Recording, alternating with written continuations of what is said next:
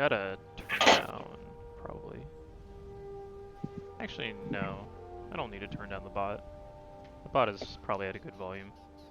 Okay. Turn it down a little bit, because it's normally a little quieter. Alright, so we have a lot to go over, because last session, a lot of... God damn it. Drop my phone. A lot of shit happened. See, the phone was trying to censor me, but I cannot be censored. Not yet. That sounds like a threat. So last session was session 24. And I haven't put it on YouTube yet, but in my notes, it was named Home is Where the Past Is. I liked that one. Sounds fake, but okay. So we started last session on the 13th level. Freyla went off into the Valor Assembly, talked to Vila, who was the person who extracted the monster parts, trying to learn a bit more about how those parts were extracted. Rubyx, with the help of Cappy, starts experimenting on the Warforged, taking one of the eyes and upgrading his eye so that it was able to scan aspects.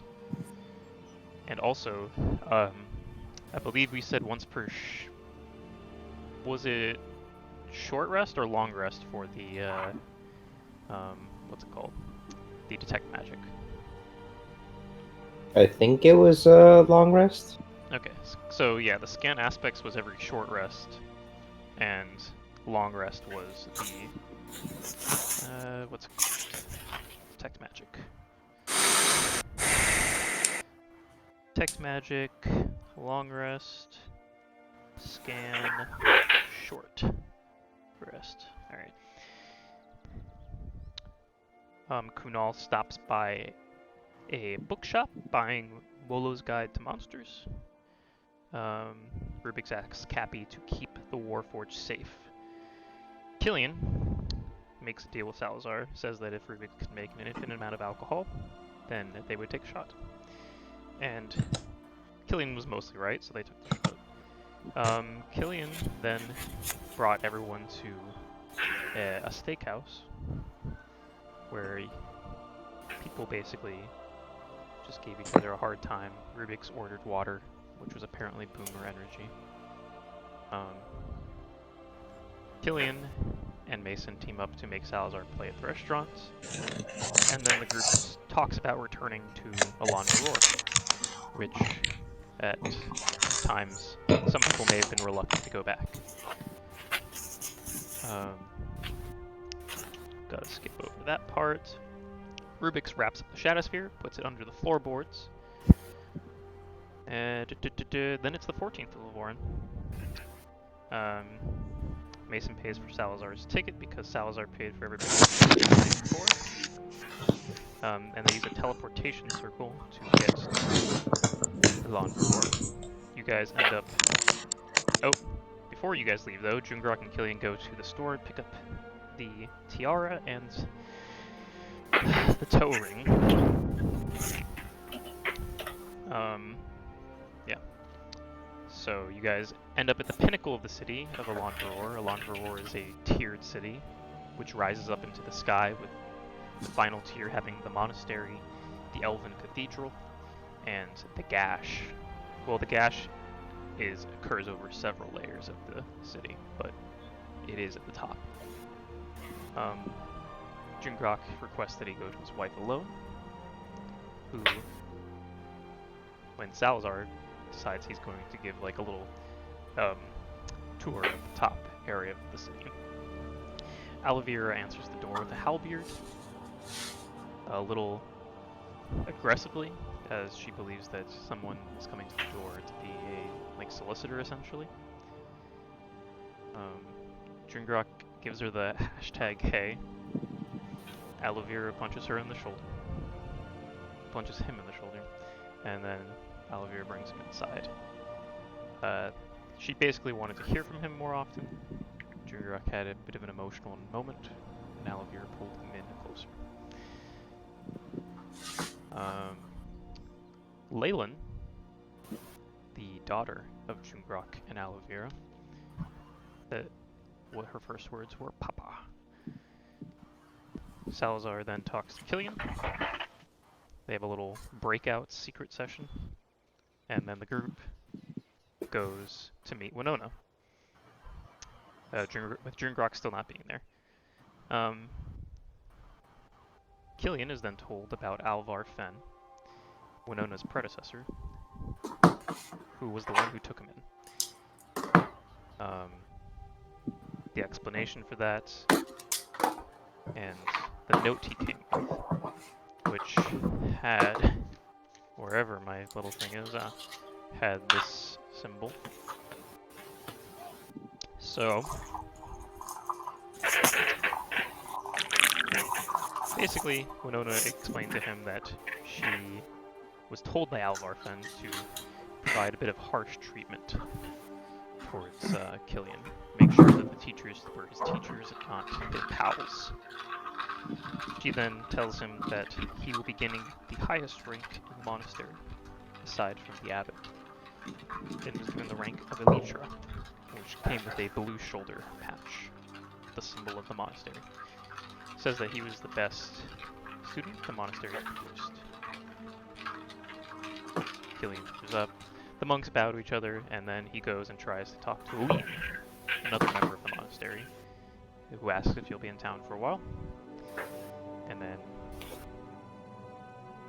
Mason, after Jungrak shows back up, sees that both of the very glum members of the party, she says specifically, I've never seen either of them smile. So they're both happy. And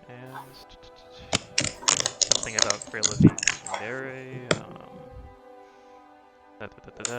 What? Killian offers his abilities to get into places of interest to Freyla. Winona also tells him before he leaves that someone will be coming into town that may be able to help him learn more information about both this mark and the note.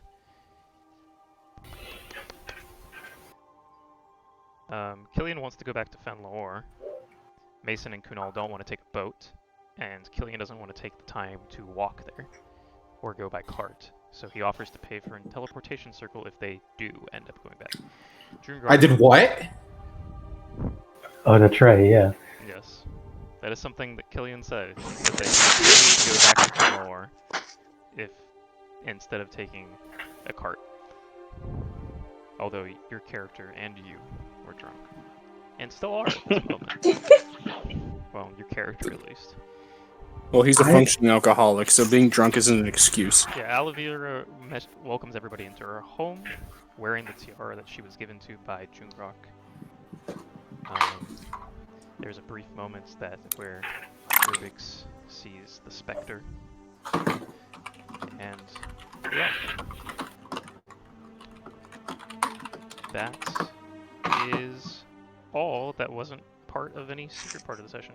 So, you guys are in the house in the evening time of Aloe Vera and Jungrak.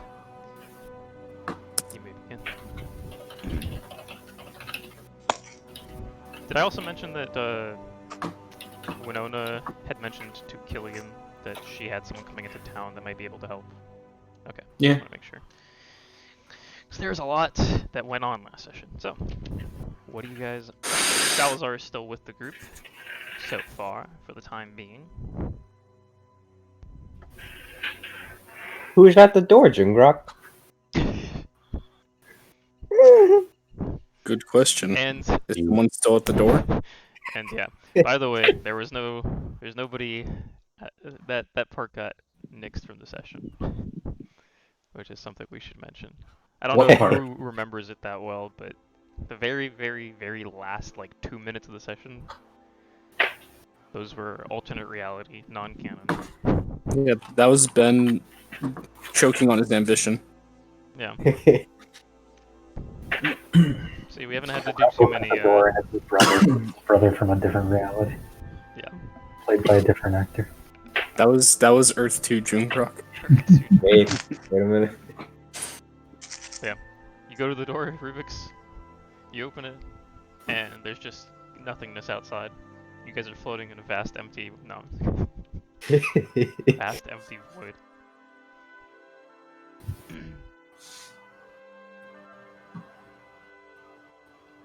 Right.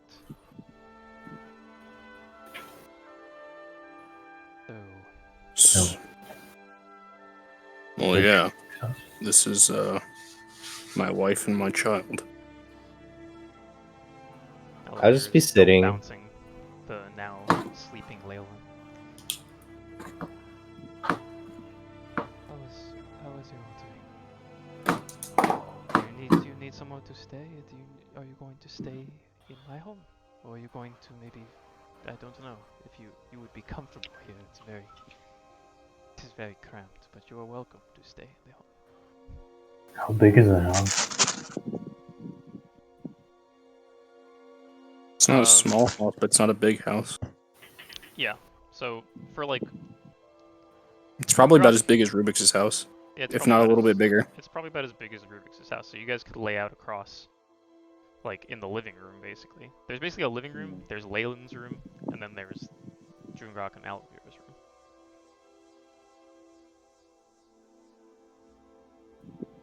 Hey guys, I don't think we should do that. Oh, do you mean... Oh, yeah, you know, haven't seen each other in a while. Yeah. We should let them, you know, talk about what they need to talk about. Or, yeah, whatever. There's some Well, things around if here. you feel as though Some hints. you don't need to stay here, you're welcome to stay until you're ready to leave. But you are welcome to stay here. There's gotta be an inn nearby. Yeah, there's one near the monastery. That is true. There is an inn near the monastery. Any It's not too recommendations? far away. Where? If you head higher into the city, you get nicer inns, but other than that, no.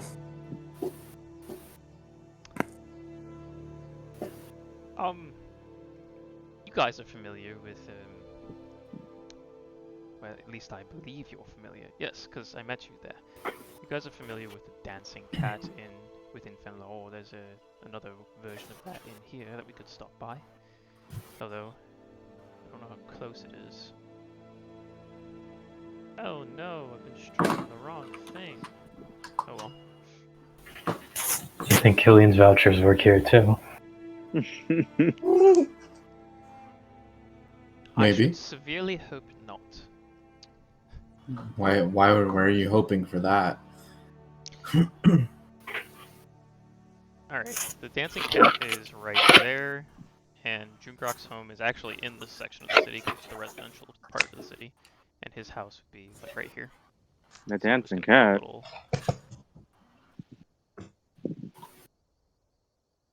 The dancing cat? The tipsy cat? Well, I said it was similar. It's not the tipsy cat. He said this one's called the Dancing Cat. Yes. They're related. Is it a knockoff? It's not a knockoff. It's just the person who originally made that series of restaurants. I don't know their name, but whoever made that series of restaurants, they I don't think they specifically opened it. All the ones called the Tipsy Cat are the ones that they opened. So it is a knockoff. It's not a knockoff. It is. Sounds like a knockoff. It's It like. quacks like a knockoff. It's a knockoff.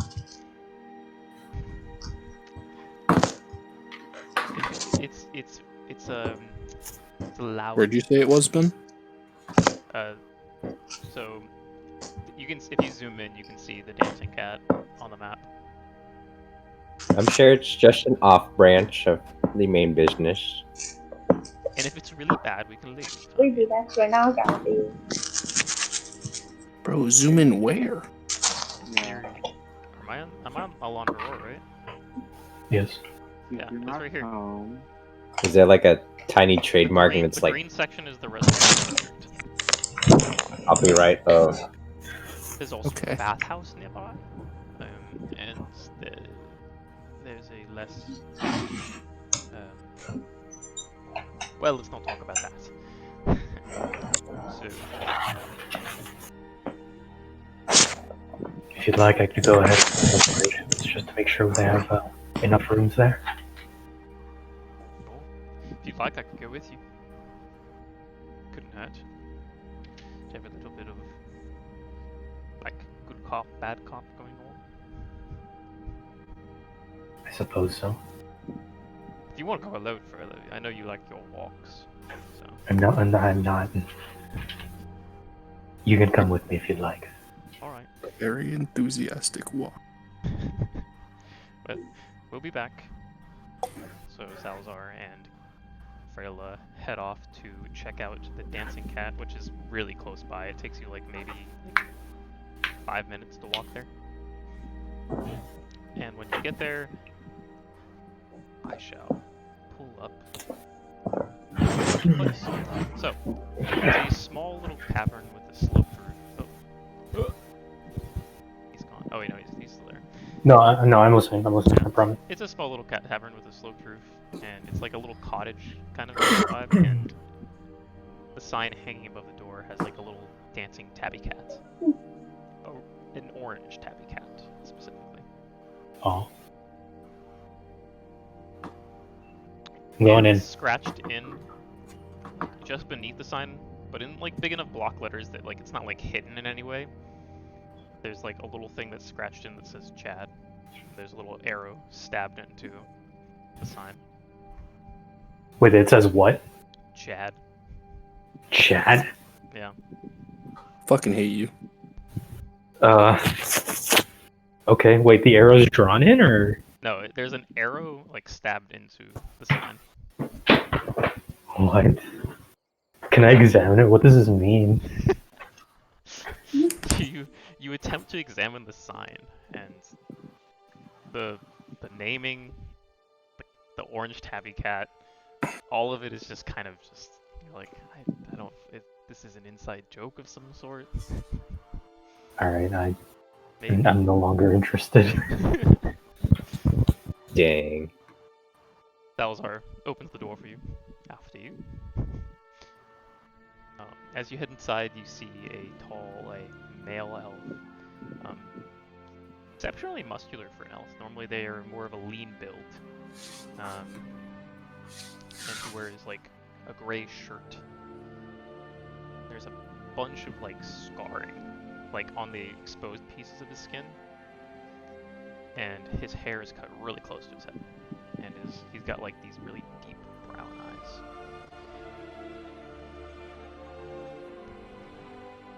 Okay. Well, hello there, sir and miss. Are you guys trying to maybe get a night? You guys getting kind of late, or are you just here for some drinks? You can see that there's a bit of like atmosphere within the place. There's no musicians playing, but there's like people just sitting around at the bar. There's people sitting at different tables. They've got the low lights on? Yeah, they got the low lights on. Hell yeah, dude. Well, we were wondering if you had any rooms left for a large group of people. How much is large? 5, right? Because Jungrak's, I'm assuming, staying home. Yeah. Well, it would be Oh, 6, 6. right? Because I guess I have Yeah. to stay. 6 total. 6 total. All right. Well, we should have plenty of rooms. I mean, you guys could all stay in one if you really wanted to, but we've got enough rooms that if you really wanted to, everybody could have their own room. But you could also share. They're big. I'd say they comfortably fit about 2 to 3 people. How much is it per night? Per night. I believe it's 5 gold. Yeah. Per night it'd be about 5 gold. Per room. Oh wait, is that right? That sounds Yeah, like a lot. that's right. That's right. Yeah, 5 gold per room. Wow, inns are expensive. You guys are picking the nicer hotel to stay in. So you guys didn't go for the bed and breakfast. You went for the Hilton. I see. Alright, you said it could be 3 per room? Yes, we could pick 3 people in a room comfortably. Probably, ideally, 2 people in a room, but you could also fit 6, as long as you don't make too much of a mess. It's really up to you. I suppose we can get 3 rooms. Alright. Would you like to put down the money now, or would you like to wait until your whole party gets here?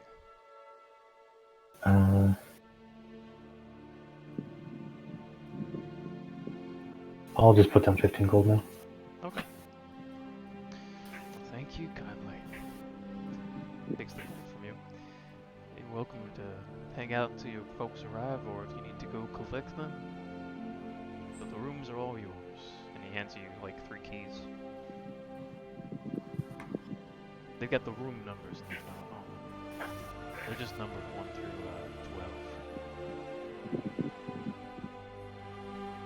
12. Alright. I think I'll go take a look at one of the rooms. You go to the rooms. They're probably the nicer rooms that you guys have like had the benefit of staying in. They're not like ridiculously nice, but like compared to like perhaps maybe like the Tipsy Cat in Fenlore, they are just a slight bit nicer. But they've got like what appears to be like clean, very new sheets. There's no dust anywhere. The floors are clean. Got like a nightstand between 2 beds, and already the candle's lit between the 2 beds. And there's a little like kind of like lockbox Okay. for your belongings.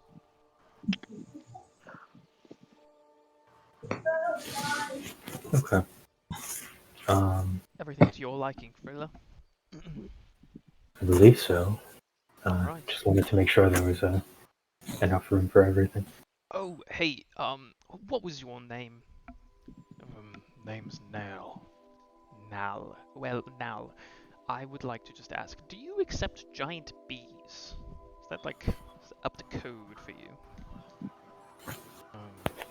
You're gonna make a mess all over the place? No, probably not. Probably not. No more mess than a normal person would make. How's that?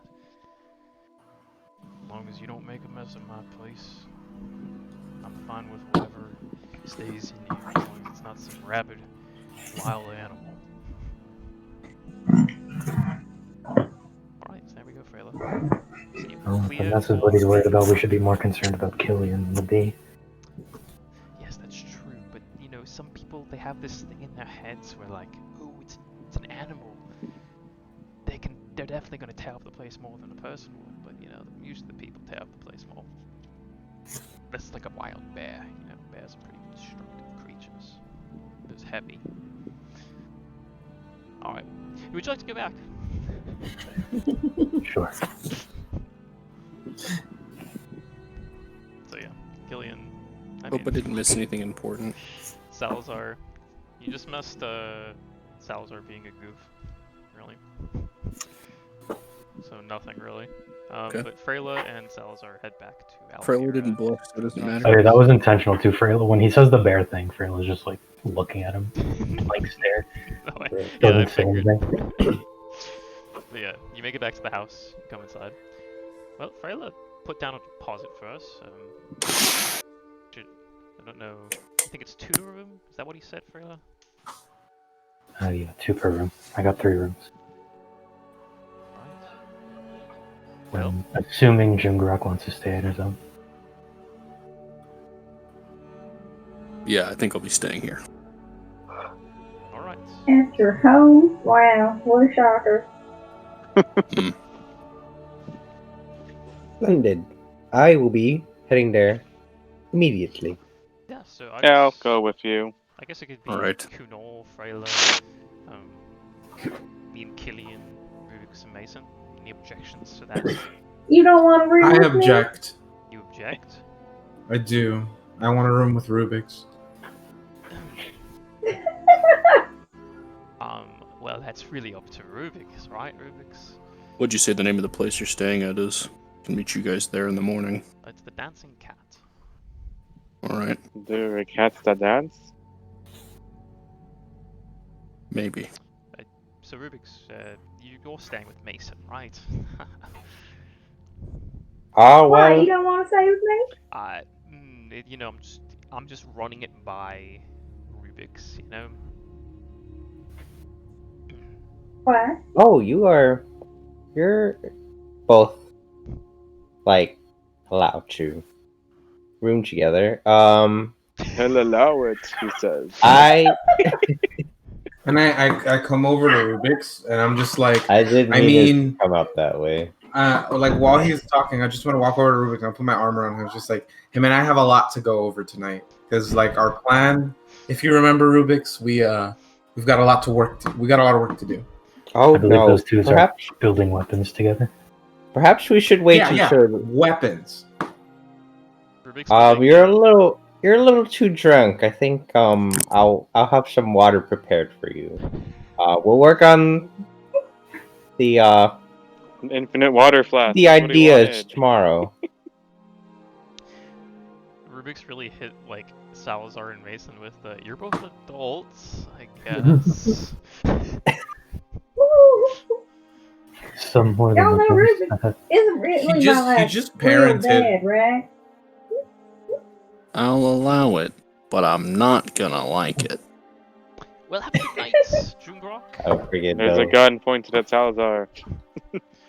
Alright, well, if you guys need anything, I'll be here. Thank you for having us in your home. It's nice meeting you. It was nice. I'll come Baby's by. very cute. I'll be back with more stories about Jungrak. Nice meeting you all too. It was nice having you all in my home. I hope to see you again tomorrow morning. Alright, so Elvira and Jungrak are left behind as you guys go to the Dancing Cat, see the bartender / owner of the inn, but head to your rooms with Killian and Rubyx staying in the first of the rooms, Freyla and Kunal staying in the next room, and then Salazar and Mason staying in the last room. Before we do that, Jungrak, would you like to say or do anything before you head off to, well... Is it Nick's turn to flirt with Ben? Oh, Wait a minute. I mean, I guess I would ask more about what you told me last session, but other than that, I can wait. Would you like to do that now? Yeah, sure, why not? Alright. Should I kick everybody? Nah, it's alright. getting booted. Nobody's getting booted this time. Yeah, no, it's okay. So I mean, Alvira do you is want to be setting, booted? setting Would the- you like there to be a secret? It's up to you Okay, if you then. want there to be a secret, honestly. I mean, I don't care. It's easier for there not to be a secret, but if you want there to be a secret, then you can remove yourselves. I don't care. Oh my god, just leave us and talk. Okay. You can talk then. Wait, are we leaving or not? You guys Ben, are just so- talk. I don't care. So Alvira sets down Leonin into the bed. She's kind of like softly breathing now, murmuring to herself. Not like Alvira, but Leonin sits down in the crib. Alvira like lightly takes off the tiara, begins like kind of like undoing like the clothes, getting ready for bed. This is going to be probably the first time in a long time that I get some good sleep. Really. Well, you certainly deserve it. Thank you. I hope you get some good sleep as well. I think I will. But before we head off to bed, I actually wanted to ask you, how did you find out about the other orcs? I go and check out the news in the town square every once in a while. It's nothing substantial. It's just that they're seeing more of the orcs that roam around in clans, tribes, than usual. Nobody's had any dangerous or fatal encounters with them, but it's just been people have been seeing them. It's more gossip than anything. It's not really. I certainly haven't traveled out into the jagged peaks of Alone. All right. I'll keep an eye out on that. But I think for the time being, I'm gonna let it go. I've been gone all this time and I didn't get any closer, only to come back and realize I never had to leave and I still would have found what I was looking for. Maybe that's true, but I think things happen for a reason, and I think that did you grow as a person when you were gone?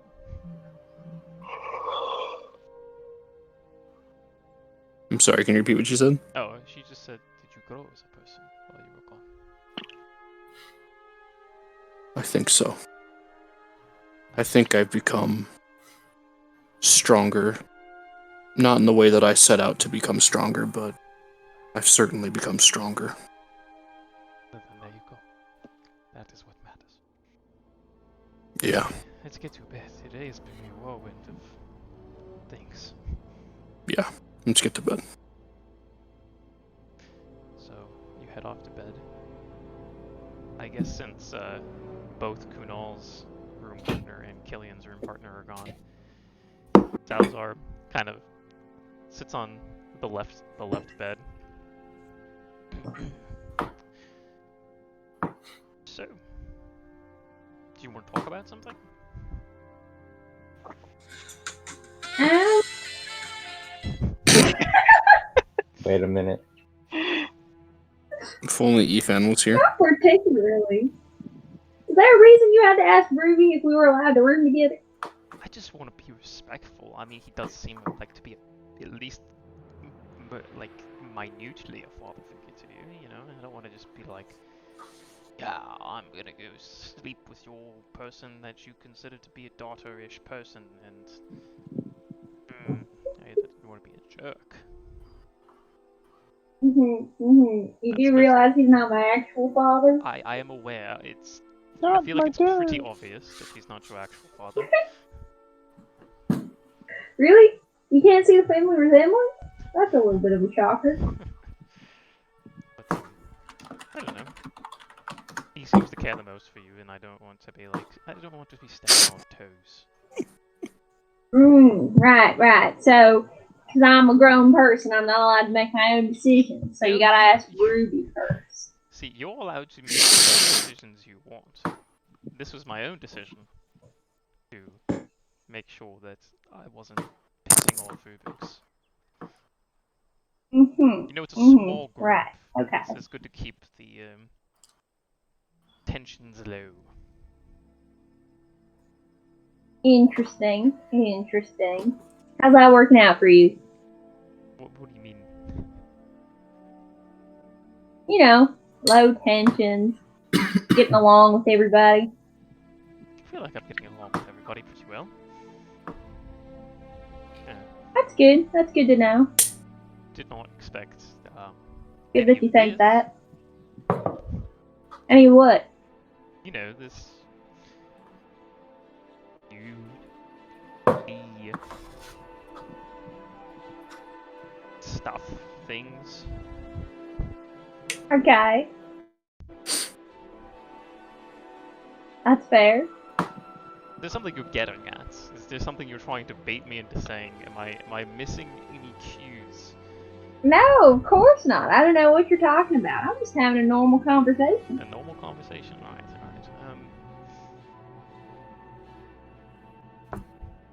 You know that fucking clip from Ben 10 where it's like, you gotta treat a car like you treat a woman. He's like, Yes. go on. No. Yeah. I think I made a No, mistake I somewhere. think I'm good. That's Salazar right now. He's like, what am I supposed to be seeing here? What do Did you want the left side? Or well, it's not a side. Do you want the left bed? Or do you want the right one? I'm content with the right one. You're already on the left one, aren't you? Well, yes. Yeah. I'm sitting. So I haven't it's a gone little under late the to ask that covers. question. You've already contaminated it with your being. My being, I contaminated it. Well, this bit's rude. Yeah, well, I'm very particular about where I sleep, you know? Very particular about where you sleep. Haven't we been sleeping in Mhm. swamps and on the ground and things of that manner for quite some time now? What's your point? I think my main point is that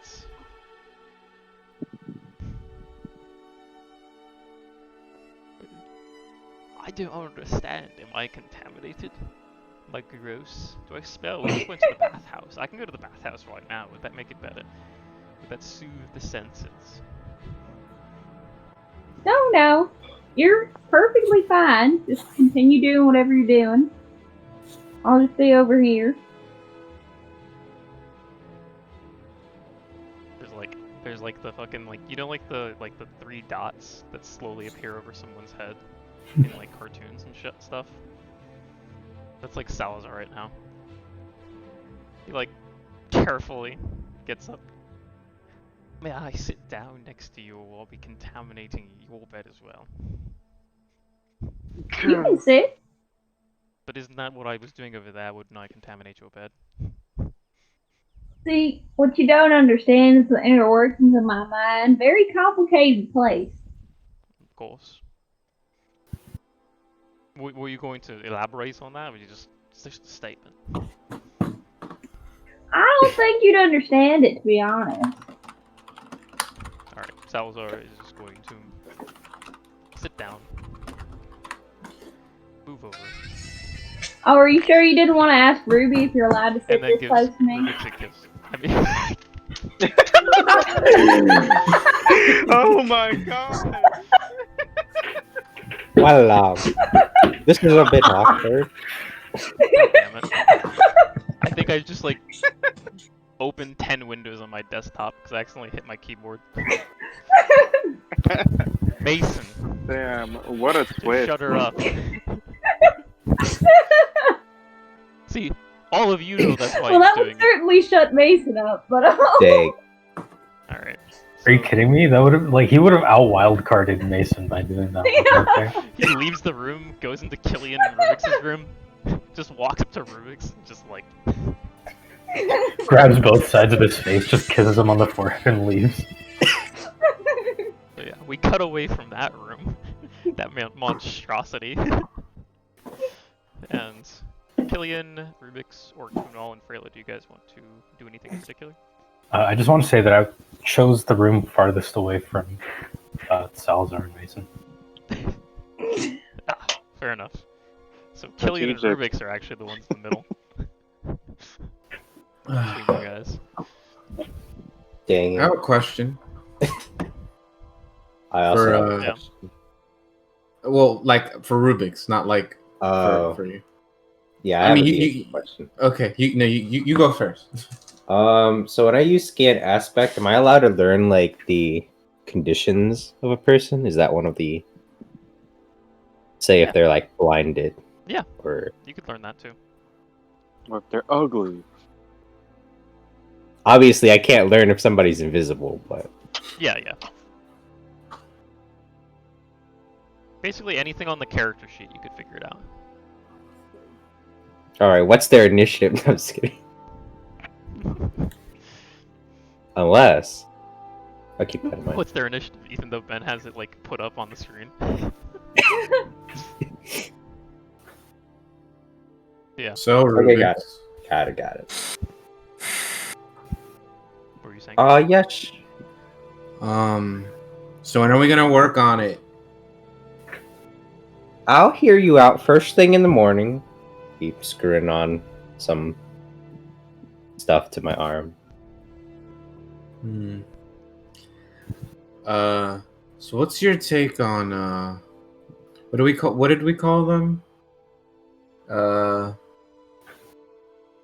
What's your take on Salazar and Mason? Do we get you that glass of water yet? I don't think you did. Well, I'll be back. In a Wait, bit. you're just gonna leave me hanging? Oh, I'll answer it. You just lay down for now. How's he looking? How's Killian's? You want me to fall asleep? I'd be like, I'm not falling asleep. You slipped something into your drink. Just look, have Dandy wiggle onto the water you're giving me. Just dip Dandy like a tea bag into the glass of water. You're not gonna teabag Dandy.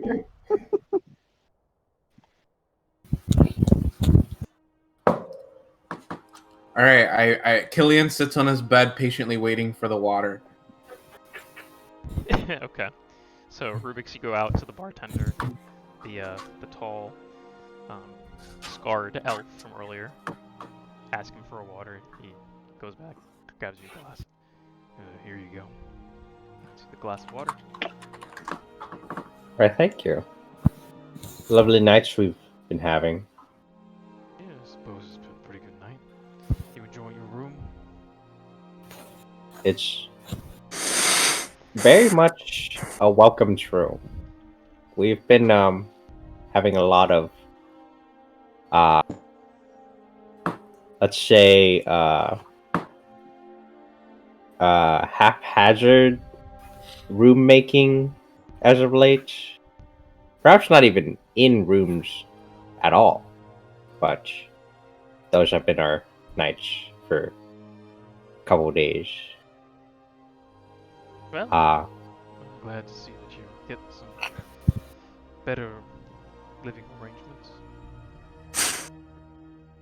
Yes, this was truly a wonderful inn that we found. I'm glad to hear that. He starts like pouring, like sees someone from across the bar kind of like put up their hand. He like starts filling up a cup. Anything else I can get for you?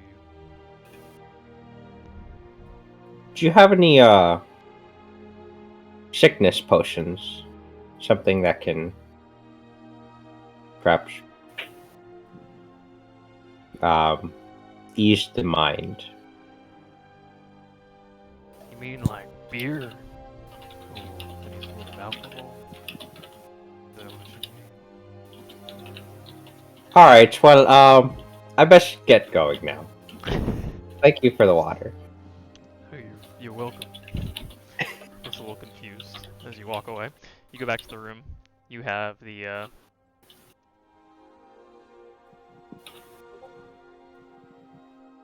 Alright, Killian, I haven't seen anyone this drunk since Mason grabbed that weird alcohol in the flaunted horns.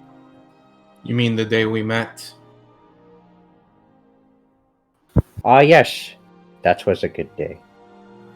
Yeah. Bit strange. So anyways, so what is your take, old man? Them? Well, it seems like they're experiencing young love. Perhaps. I don't honestly know. I think love these days is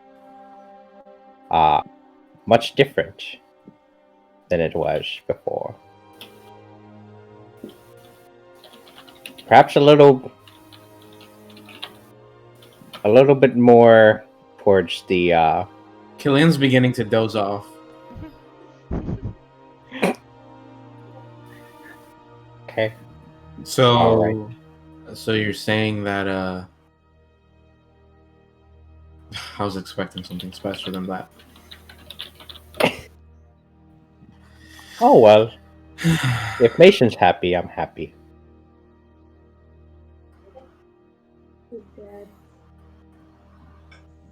You know, if you weren't such a father figure to her, that could be interpreted quite depressingly. Well, thank you. I don't often hear you talk much about other people's relationships. Well, I haven't really seen many, and for I guess for a lack of a better comparison, one of the only real relationships I had was my friendship with Salazar. So, yeah. He's a true friend. Yeah, one way or another. Anyways, he's gonna down the water and go to bed. Okay. A rare Can I- sight indeed. What'd you say? Killian? Oh, Can't do no, I'm not gonna do it. Never mind. I'm just going to bed. Okay.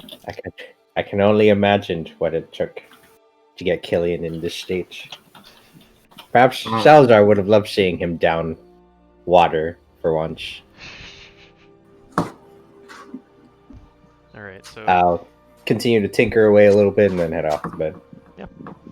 so Freyla, you see that Kunal has taken all the pillows and sheets off the bed, as is pretty customary at this point. Has I'll made a toss him little whatever extra pillows I'm not using. Nest. yeah. He leaves one pillow aside and sets it on top of the bed, and Dandy nuzzles in. But yeah, Freyla gives you her extra pillow, and you make your little fortress on the floor, curl up. Would you guys like to do anything before you head off to bed?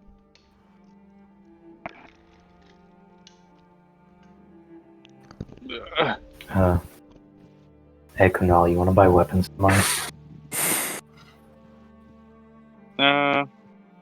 Couldn't hurt to take a look.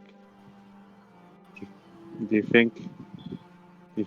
What do you think of Dandy? I feel like I've had her for a while, but I don't know anything about her. I'm gonna take a look at Dandy. She'll fly to you.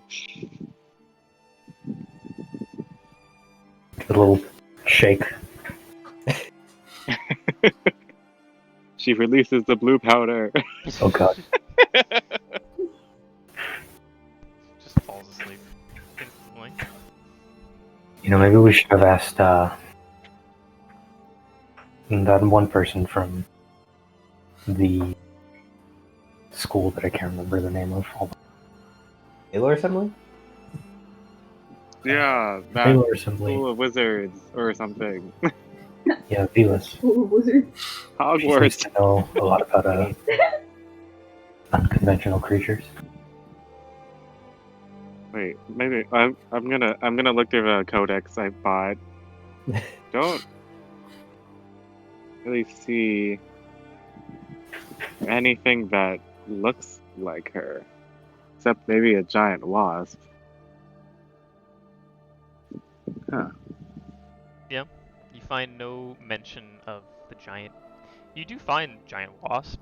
You don't find any sort of bees that are large, though. Brad, what's your I'm gonna codex? point to the book. Dandy, is this you? Dandy cocks her head to the side. Yeah, I didn't think that'd work. Can I I mean, you already told me I've never seen anything like Dandy before, right? Yeah. Yeah, I'm afraid I wouldn't really know much. Guess it'll be another mystery for another day. At least she's on our side. I'll give her a nice pet. She buzzes, kind of snuggles more into place. And eventually, everyone gets off to bed. It is now the 15th of Lavorn. What would you guys like to do on this day?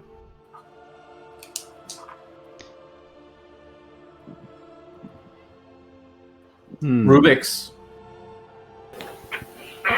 Mason, you I'm see up, that I'm up. Breakfast? Salazar is in the middle of the night. Breakfast? Like, kind of tucks you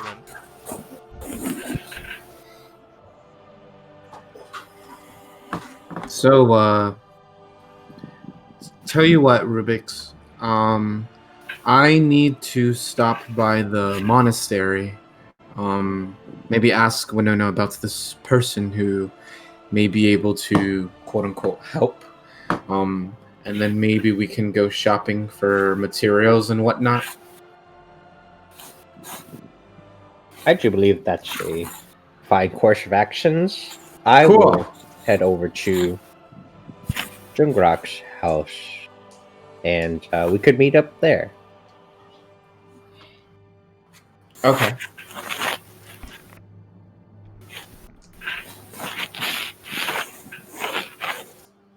Yeah, that's all for us. Get seen. He like scene is done. Hello. Sorry, what are you doing? Breakfast? I'm heading to Jungrak's house. Okay, yeah. So are you getting everybody else up, or are you just gonna go straight there by yourself? He said, fuck everybody else. Oh. Yeah, I Oh. forgot to tell everyone. I'll tell everyone. GG. Can I want to knock on Salazar and Mason's door. Okay, you knock on the door. There's a... Just a moment, and there's not like a lot of rushing around, but like there's a few like a little bit of movement. Then Salazar comes to the door. Ah, Killian, what can I do for you? Are we heading out already? Well, I was thinking of stopping by the monastery, see if this mystery guest is in town yet, and then I was gonna meet Rubyx at Jungrak's house. Just thought I'd let you two, and I peek into the room. Is she awake? Yes. Well, just thought I'd let you two know what we were up to. I'm gonna go let Freyla and Kunal know. Yeah, okay, cool. Great talk. Bye. Bye. Bye, Killian. Bye. Alright, well, you ready to move on, Miss Mason? Yep. Where are we going? I guess we're going back to Jungrak and Alavira's house. Ah, to see the baby. And, you know, Indeed. Jungrak and his wife. Balls. Sounds good. So you go get Kunal and Freyla up, and all of you, with Rubyx arriving first. Not super early in the morning, Jungrak. You guys don't get waken up. Alavira and you have already woken up at different points to help with Leonin. Mm-hmm. Wasn't a bad night's sleep, but babies don't exactly let you sleep in very long. Yeah, I know. So when Rubyx knocks on the door, you guys are already like up. You had your breakfast. You hear the knock. It's just Rubyx right now? Yeah, you hear a knock. You like open the door and there's just a Rubyx standing there. Pardon. Oh, well, hello. Where's everyone else? Oh, that seemed to have slipped my mind. Alright. I'm They'll sure be they'll here be alone. shortly, probably. Come inside, and I'll let Rubyx in. Pardon the intrusion. There's no intrusion. Walk back to the table. Alright, but like I was saying, I like all these people that I've met. Trying to be a good influence on some of them, but other than that, they seem like pretty good people. From what I have seen of them, they seem like good people. Oh, Rubyx, we don't have too much extra food, but you haven't had breakfast. We have a bit of extra eggs and toast. Oh, I'll help myself. Thank you. Of course. Jungrak's a little stern, but he keeps the group where it needs to be. That is good to hear. And like basically like 5 minutes later, there's another knock at the door, and the rest of the group is there. Alright. Now go let I'm them in. just lounging, having my toast, just like crossing my legs. Oh, there's Rubyx. Where's your baby? Why I would you? believe she's still asleep, Mason. Ugh. And You can go look at Leonin, but I'd ask that you not wake her. alright. I'm gonna go sit in her room and just kind of walk to sleep. I'm a little concerned. Yeah, I'm gonna walk behind Mason, make sure she doesn't wake up the baby. Yeah, you just stare. Like Mason just sits like there's like a chair that's set up near the bed, because at some point probably Elvira was like had to just sit there and watch the baby, and you see Mason sit down in the chair and just kind of you see Leyland kind of like twitching a little bit in her sleep, and And I look at the baby too. gurgling. Why is she so bald?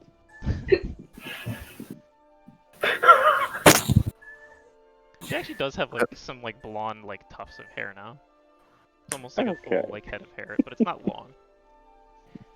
Well, it takes a while for babies to get hair all over their bodies. Hmm. It is weird. I'm gonna walk away. Yeah, it is kind of weird. Alright. Eh? But yeah, she doesn't. I assume, Mason, that you're not trying to wake the baby, you're just like staring at it. Yeah, Mason just likes babies.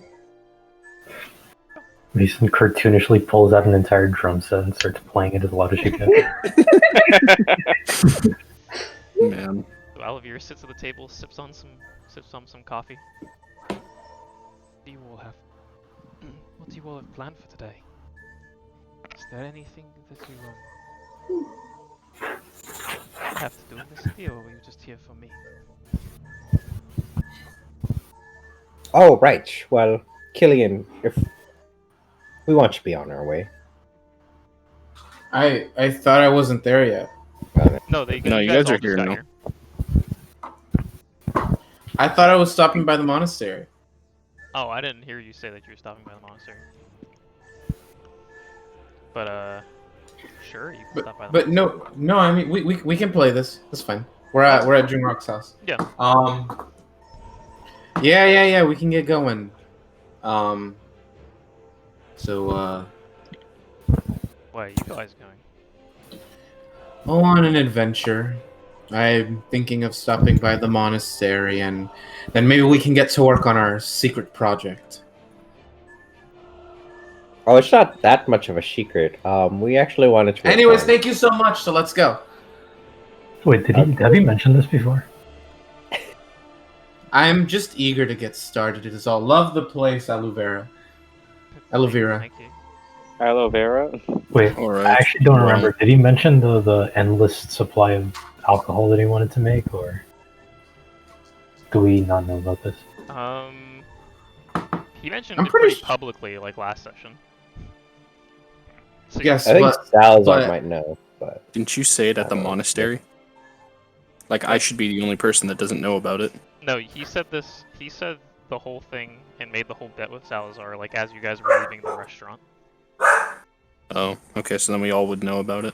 yeah, I'm just this isn't like it's a secret. I just want to get started kind of rush.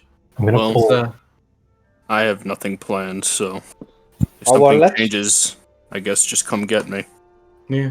when the others shall fill you in on the secret project, I'll be on my way. Yeah. You wanted to go look at weapons, Freyla? Yes, I was hoping that maybe Jungrak would know of any decent weapon sellers around the area. Well, now that you mention it, there was that place that I stopped by back when I picked up Killian. It's quite a walk through town, but the man, what was his name? His name was, I have it written down, give me a second. Okay. His name is Gimgan. Give Name is Gimgan. He works with frost metal. Seemed really interesting. I was going to get a better sword, but it was a little too rich for my blood, so decided to wait. All right. Suppose we could take a look. I might actually head down there myself at some point.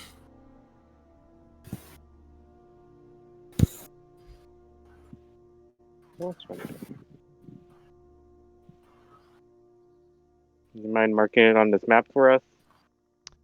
Yeah, I'll do that real quick. I mean, I see it, but I was talking to Jungrak. Oh, okay. Sorry. Oh. Wait, what'd you say? You mind marking it on this map for us? Like, I'll pull out a map. Yeah. I'll point it out to where I guess it is, but it should still be on the Roll20 map. Yeah, I just yeah, it is. don't have it open. It lags in my computer. What's a computer? Alright. Like, listen, I disconnect like every 5 minutes. Don't play this game with me right now. This laptop sucks. The sadness, my god. Yeah, I'll point it out to you on the map. Hi ho, away we go. That's a map. No, I'm just kidding. What's a map? Funny you should ask that. I myself don't really know what a map is.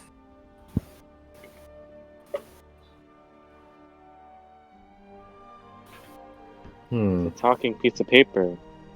Wait. It's like a projection of our surroundings. It sings. Wait, can you make a Okay. magic map? Wait a minute. Hold on. Alright, I have a well, map. Map. I have a You probably map. could get a magic map. With like waypoints and stuff on it?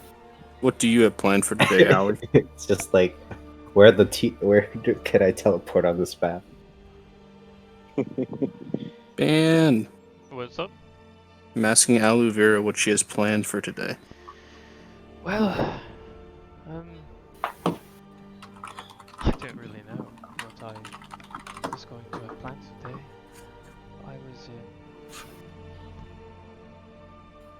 I guess I was going to go down to the market and get some food for the rest of the week, but aside from that, nothing really.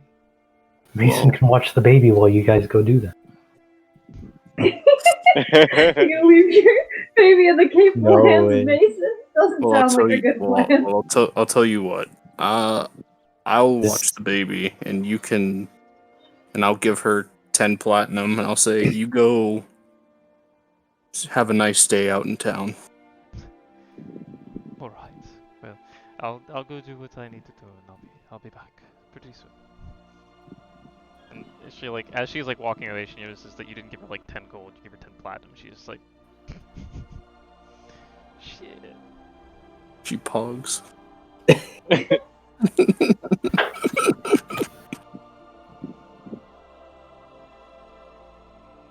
Dang, man. Oh, I'm surprised you didn't want to go with her. I'm going to spend as much time as I can with her, but she also deserves to enjoy herself. Fair enough. Maybe she should get to have a selfish moment. Is there anything you want us to pick up at the weapon shop?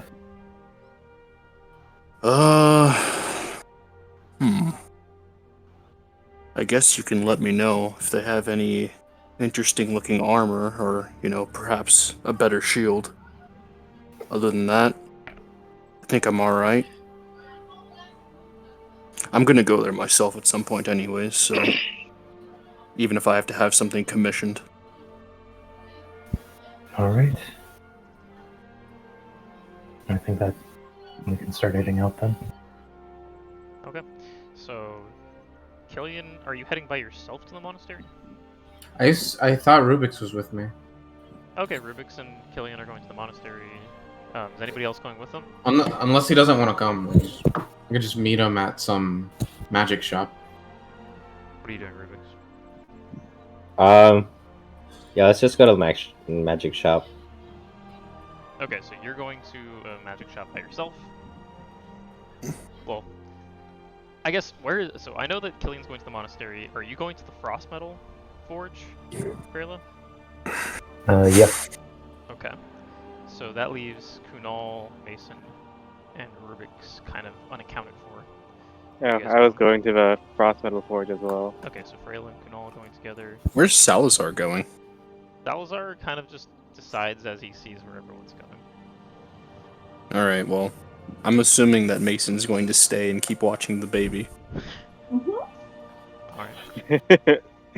I can go with you, Rubyx, to your magic shop if you'd like. Or I can go with you, Killian. It's really up to you. Go. I mean, you could come if you want. We're gonna end up meeting Rubyx anyways. Alright, well. I'll let you do your monastery stuff by yourself, and I'll just hang out with Rubyx then. Okay. Company. Alright, so. We will go with Killian first. So Killian, you make your way up through the tiers of the city, and up to the Elytra Monastery. Entering in through the front entrance, and making your way to Winona's office. Inside Winona's office, you see a older-looking man, maybe at about his 50s or so. Well, not 50s. He looks to be about middle-aged at this point. So I guess to you as a human, it'd be like 50s would be middle-aged. But you go inside, you see he seems to be in some sort of sage robes. No particular symbol to any god or particular what do you call it? Place. There is a symbol on his like almost on like this almost like sash that goes across like his chest. It seems to be I guess you might know. Go ahead and make a history check.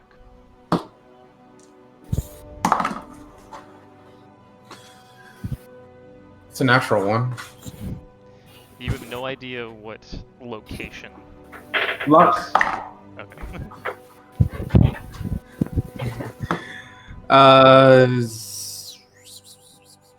17. 17. This is a symbol you're not super familiar with, but you know that it is from Faerun. Specifically somewhere along the Sword Coast. Hey, we know that. This individual has kind of unkempt orange hair with a bit of a sheen to it, but there's gray hairs being mixed in now. Only just beginning to be gray hairs. Very pale white skin. Winona kind of sits up in her chair when she sees you come in. Ah, Killian. This right here. This is my friend I was talking about. He sometimes comes here to give us updates on the rest of the well, not the rest of the world, but on specifically the continent of Faerun. This is Eldon. Hey. Yeah. Well, hello. So you are Killian, is that right?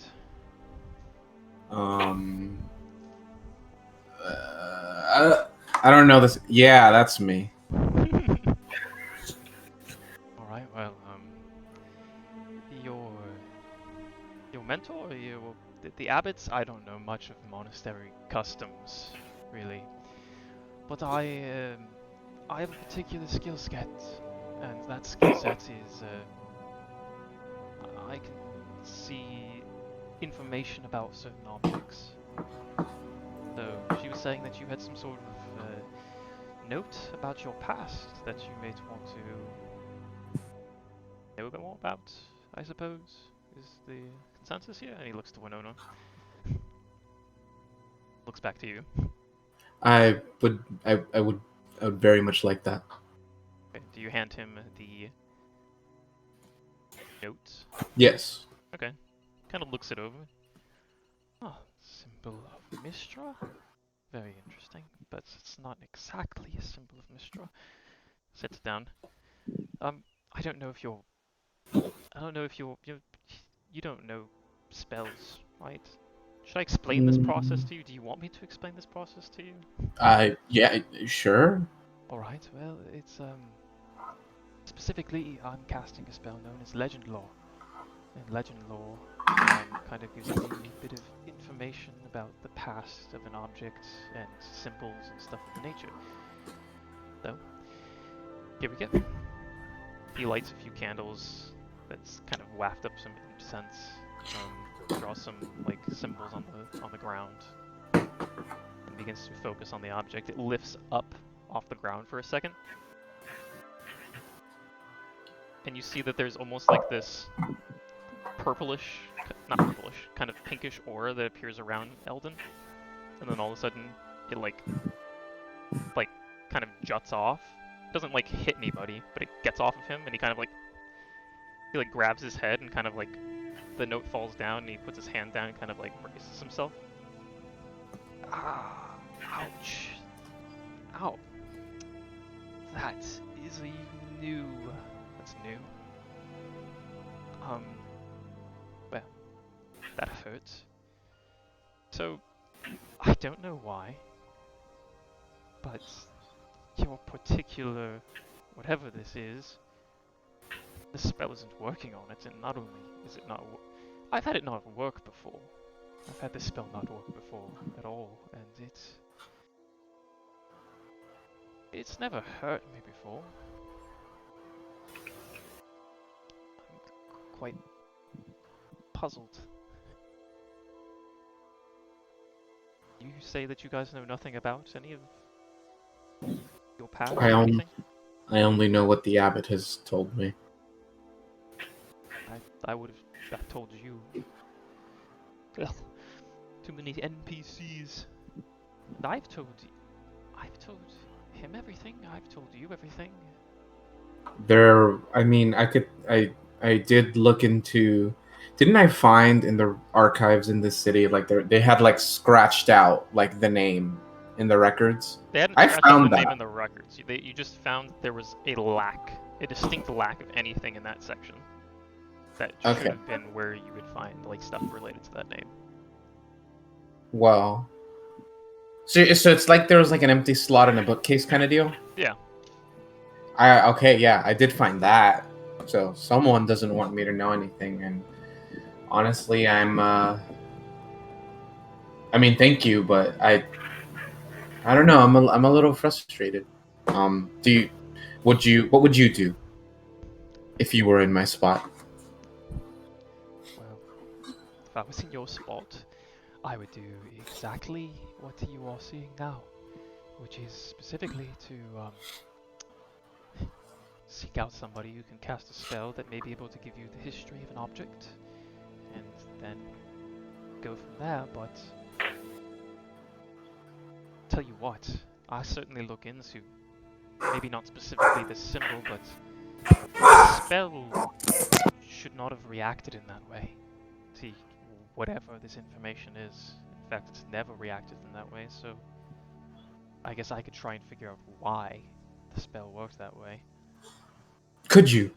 If it's not too much. You sound busy, so I don't. I do have things that I need to take care of back in Faerun, but I do have a bit of spare time, and I'm certainly not it's not my first time helping out young adventurers such as yourself. So, this is puzzling to me as well. I'm interested in the results of this. So, I'll talk to a few of my friends and hopefully figure something out. That sounds awesome. Do you have a way of contacting me? Killian, was it? Yes. I could, are you familiar with the sending spell? Yes. You can. Okay, if you can do that, that works. Alright, then I will do that. I'm gonna be here for the rest of the day. I don't plan on going anywhere until the evening. So, if you have any other questions, but I really am sorry I couldn't help with this particular matter right away. Does this spell cost you anything? I'm trying to just kind of meta, but didn't this spell cost shit? It did, yeah. Okay. It does, but in doing it as a favor for Winona, I don't really have. I don't want to sound. Don't want to sound rude, but I'm not really in need of money. I see. But thank you. Well, I guess I will. I'll be in town, but no, I just had some things to take care of for the day. But Well, thank as you. long as you're not jumping between planes of existence, I should be able to contact you. Right, I'm afraid I'm sticking to hitting things really hard with my fists. All right. Good to know. Well, enjoy your stay in Villanvarol. And I leave. I'm done. Alright, so after meeting with Eldon, Killian heads off towards Rubyx and Salazar, but I suppose we will catch up with Freyla and Kunal. So you guys head to the Frost Metal Forge. Where is it? At the bottom. Monastic Market. Frost Forge. So you guys see that there is a almost like white bluish building made entirely out of metal with an open air forge with, and it's almost glowing blue in this like against like the rest of the buildings.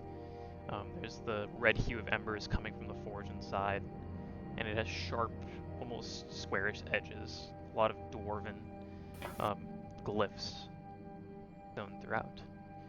You see inside a very large, wearing custom plate and adorned with like some black lining and other frost motifs. Golden hair, matted, messy, big, and big, kind of like violet-colored eyes. But he's a small, stocky dwarf.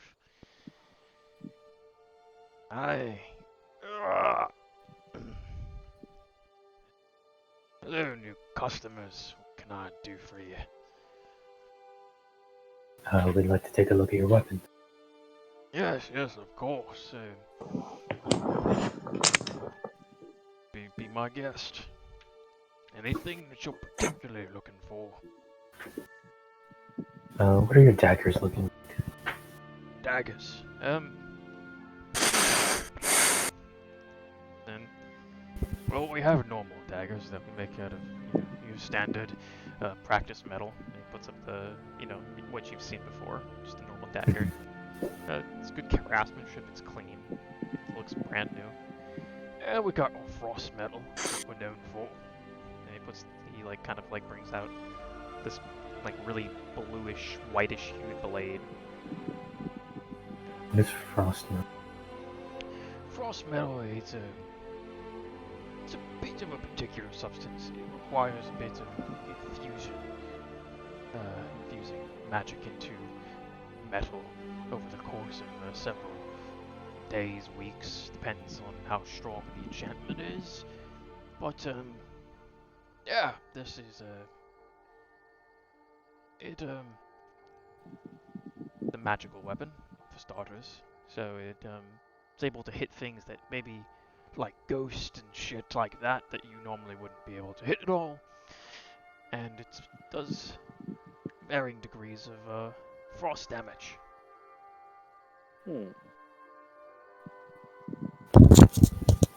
How much in gameplay standards? How much in what? Gameplay standards. Yeah. So it overcomes any things where it's non-magical weapons can't do half damage. If they have resistance to non-magical weapons. So it's like the star metal? Yeah, it's like star metal, except the difference here is that Does it do frost damage instead of normal damage, or does it do bonus? No, it does it does do the typical piercing or whatever damage, but specifically I'm trying to figure out how I want to phrase this.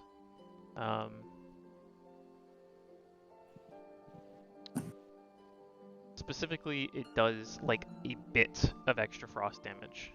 It's not much, but it's for every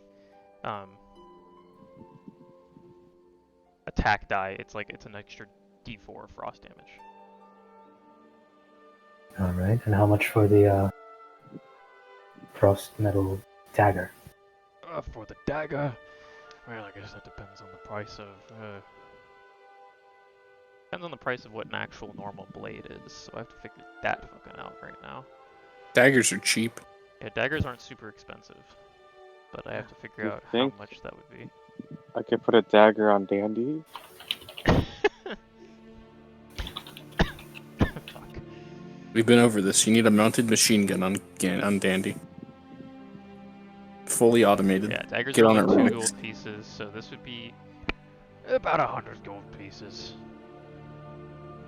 100 for the frost metal dagger? Yes, for the frost metal dagger. How much is a standard dagger? It's 2 gold. 2 gold?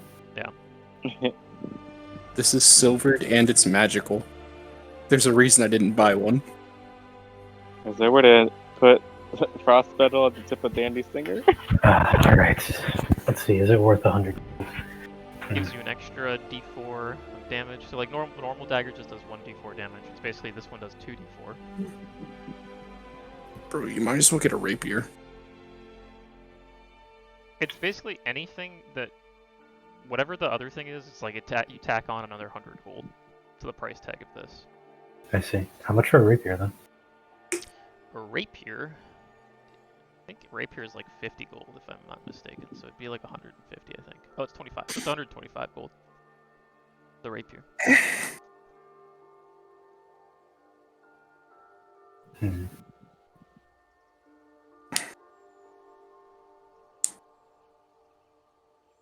Hmm.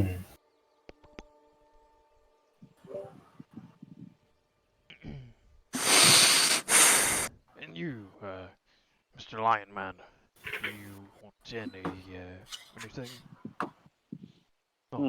While she's making a decision. Is there? I guess not. Do you just have regular arrows? Can't hurt to be prepared. Yes, I've got some regular arrows. I forget how much those are, but I will figure it out real quick. It's 1 gold for like 20, I think. Yeah, it's 1 gold for like 20, so. Nice. I will just buy 20 more. Alright. And there's like any possible way to make this singer a little sharper? Like hold Dandy up. I don't know. I've never worked with living material, so No, it was worth a shot. I mean, I guess I could fashion something to go around it. I don't know how practical or comfortable it might be.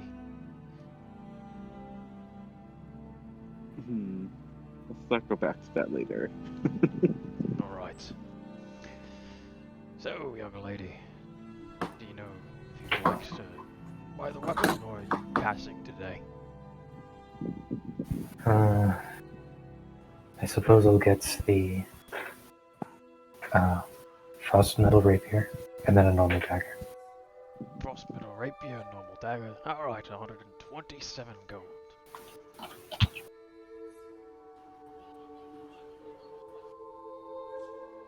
Alright. Is that an actual item, or is that gonna have to add a custom? Yeah, you're gonna have to add a custom one, but I'll fix that later. I'll add the dagger in for now. And then I think my normal rapier, what's his name, still has it. Yeah, Salazar still has your old rapier.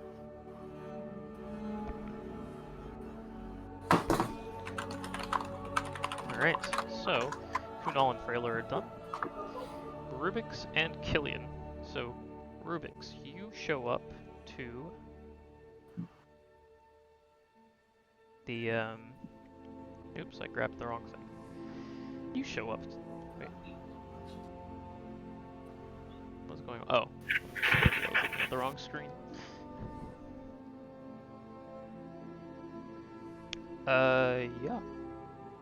No. Yes, okay. So you show up to a place called Marok's Emporium. There's a mishmash of different structures all put in together it looks like a bunch of buildings just mashed together, and then like someone put like a domed roof of glass on top. Vines seem to be growing out of like the buildings and like jutting out into like the open air. Yeah. You see a small halfling moving about in a grand gown inside. He's fanning himself with like a normal fan. He's a little portly, but not in any way outrageously portly. He has white hair into a tiny little ponytail, with a red little scrunchie, and he wears tiny round glasses that are like almost like rammed into his face. Ah, yes. The Hello? ideal class for Hello, can I Artificer. help you? Yes, hello. I'm here to browse your wares, as you will. Ah, yes, of course. Is there anything in particular that you're looking for? In particular, uh, let's see. How about let's start with do you have a gem here worth at least 100 gold pieces? Yeah, yes, I could find a gem. Is there a particular gem that you're looking for? Emerald, ruby, diamond, sapphire. Ruby, you say, that's We can get you any of those. Paradot, amethyst, sapphire. a sapphire. Is that what you'd like? No way. Topaz. A topaz, of course. And he brings out this like lovely kind of gold-hued gem. There you go. Exactly 100 gold pieces. Alright, thank you. And then I'll also be looking for, let's see, the components for Acid Arrow and Flaming Spear. Acid arrow and flaming spear. Of course. Just give me a moment to go collect those things. Is there anything else I should be looking for? That'll be it for now.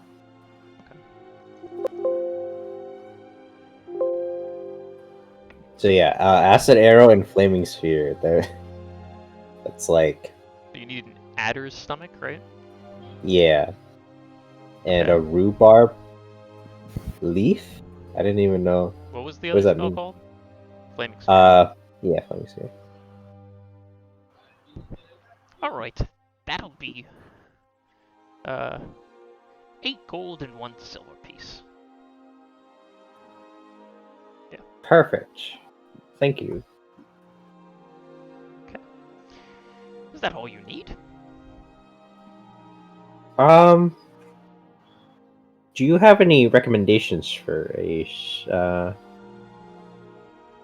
container that can contain infinite liquids? Infinite liquids. Well, if you're looking for something of the nature, you might be looking for an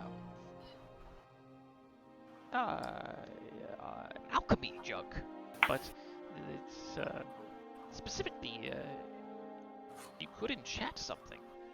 You would just need the actual physical thing, and you would need to probably put in a bunch of time and perhaps money into making it if you were to make it yourself. But we could commission something here. Oh, I much rather would look for something like a mundane container. I will be Of course, doing most of the how process large do myself. you want the container? We don't get many of your kind here. So far from A Vagon Lai. single shot worth. I'm just kidding. So far from Vagon Lai.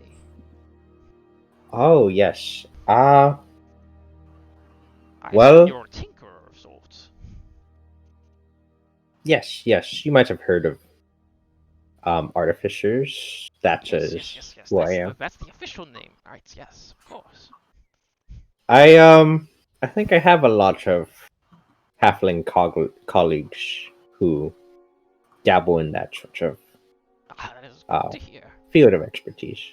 I do enjoy doing magic, but I do also enjoy my little shop.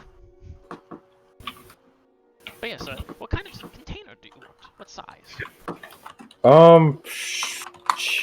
Let's see here. What kind of sizes do you have? Well, we have Let's a see. full-on jug. We have smaller water skins. We have flasks. We have different sorts of many different container sizes. When it comes to mundane items, it really I depends think- on what specifically you want. I'm not there, right? Not as of yet. Okay. Let's see. Wasn't Salazar with me? Salazar's just kind of like looking around, perusing around, trying not to touch anything. Salazar, would you think a flask would be the right size for Killian? Yeah, I'd assume so. It's probably exactly what he wants out of the whole thing. A flask. Then a flask it is. Alright. Alright. He goes, grabs you a flask. That's just one silver piece. Okay, I will subtract the total amount of pieces now. Yeah. So that's 2 silver pieces, 8 gold, and then 100 gold. So 108 gold and 2 silver pieces. got it. And, are you working on any other projects?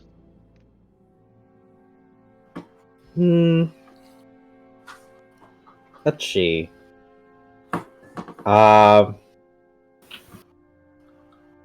Not sure at the moment, but I will get back to you. Alright. But thank you for the gemstone and the fine flask, Of course, of course. Well, have a good as well as. Yep. So as they're finishing and walking out, Killian, you show up. Oh, we're done? I don't know. He's the one in charge. I got you your flask. This is Huh. what we'll be using for the alcohol. I'm no expert, but like, to make it like work, don't you need other stuff? What that other stuff is, I have no idea, but like, don't you need more than just the container? I mean, he might need to put forth an investment in runes and stuff. See, Perhaps. the problem here is it's hard because I can't like. Basically, you're gonna have to invest. Basically, anything you make as an artificer, if you get the proper components, which in this case, you just need the flask, and you need to like basically spend time in like infusing the item and like using like basically like the magical like chalk that is used to like carve in like the runes and stuff into the flask. You're basically gonna have to put 50% of the cost that you normally would for an item. So since an alchemy jug is 100 gold, you would basically have to spend 50 gold experimenting. With Oh, don't you worry about it, Killian. I was just well, once you help me work on this, you'll just see the money disappear. Okay. It'll be like magic. Well, I guess it certainly would I be think- magic. Yeah. Okay. So, I guess we're off then, because I have no need for this shop. I'm quite spent on money at the moment. Indeed, I do hope I find a suitable workspace in the room we're staying in. Okay. So you guys head out. I believe the only people left who haven't been a part of the session for a little while is Mason and Jungrak, but I think they're just kind of chilling. And Rachel's not there. So, She fell asleep with the baby. Wait, yeah, Mason sleeping. Mason ran was off with watching the over baby. She got bored and she just fell asleep. Dozed off. She's in the crib. You missed a good opportunity for a one shot. No, I'm just kidding. By the way, I hope you guys noticed that the Chad reference was for the cat. Yeah, for what was it for For Sterling. Yeah. Sterling's cat? Yeah. Yeah. Yeah, we know. At first I didn't realize, but- What was the Elden cameo in reference to? I don't know. Okay. Honestly, yeah, I don't even know this guy. Those are reference to the fact that you're gonna get betrayed soon. Wait up. It was Alright. a reference to the fact that you guys are an adventuring party. Maybe you can ruin Eldon's life one more time. No way. I missed Eldon. Yeah, Eldon was the one who was there to help Killian figure out more information about his past. And then I he must have ran just off. I must have completely missed that he introduced himself as Eldon. I thought it was just some guy. Just some guy. Maybe. Well, if you ask me about it, I'm just gonna say it's some guy. Well, yeah. No, Some I also dude. probably won't ask. So, Alright. all right. So, Well- Jungrak and Mason are going to train. gotcha. Alright, Mason Dodge. Oh, before you left the monastery, Killian, Winona had one more thing to tell you. Oh boy. Don't drink the yellow snow. Don't drink the yellow snow. That's all she had for you. Slurp, You can carry too on late. now. No, basically she tells you, this is not. It's not necessary that you are the one to go and see this problem. Basically, the Water Navani, they have contacted us and they're having a containment issue. They said that they have payment, but as you know, or as you may not know, their land, their little settlement borders the portal to the plane of water within the Iodrinian lakes, and apparently they're having trouble containing the elementals coming out of it ever since. Oh boy. Ever since they had an item stolen from them. I don't know if you know this, but the Aquans have stolen an item of theirs known as the Bowl of Water Elemental Command. Is that what we have again? No. Okay. Now we have some random orb. You have an orb of the plane of water. Orb of tsunami. Well, So if it's it's up to you. If you'd like to go and take care of their issue, you can. Just let me know if you will. oh, we will. Oh, okay. Very well. Well, at least do you have any information? Like, where do I go? Like, just Okay. Tell you what. There should be a dock. There should be a dock somewhere on the in the. There should be a boat somewhere in the docks that specifically takes people to the Water Navani. It isn't. It's very rarely used, but there should be a boat that takes you guys there. We're going on another boat ride? okay. Boat ride. Well, that'll take some convincing, but I think once I mention that we're putting down the Aquans again, my friends and I might be more interested. But Fair enough. Well, but thank you for taking care of that. It is a bit of pain off my back. I'll try. If anything, I'll contact you. Sounds good. I give her the monk thing. He bows to you as well, and you head out. Yeah. So you guys all come back. Mason, Jungrak, did you guys want to do anything, talk about anything, while you guys were the only ones in the house? I mean, I don't know. It's just, if you don't, I'm not gonna, like, force you to. It's just... If you are there. if Mason's actually watching the baby, at some point I'm going to train a little bit. Okay. Yeah, I'll watch the baby. I like babies. Yeah, Just- Mason, you watch the baby. If the baby starts crying, come get me. Can do. Yeah, the baby stays asleep through the whole thing, and Mason eventually you just kind of, like, begin to, like, nod off. Because the baby's, like, not doing anything exciting. Yeah, Jungrak, you train a little bit. But eventually, everybody shows back up. And... So, what are we doing? particular. Staying in the city. Chilling. Hanging out. Hey Mason, how's the baby?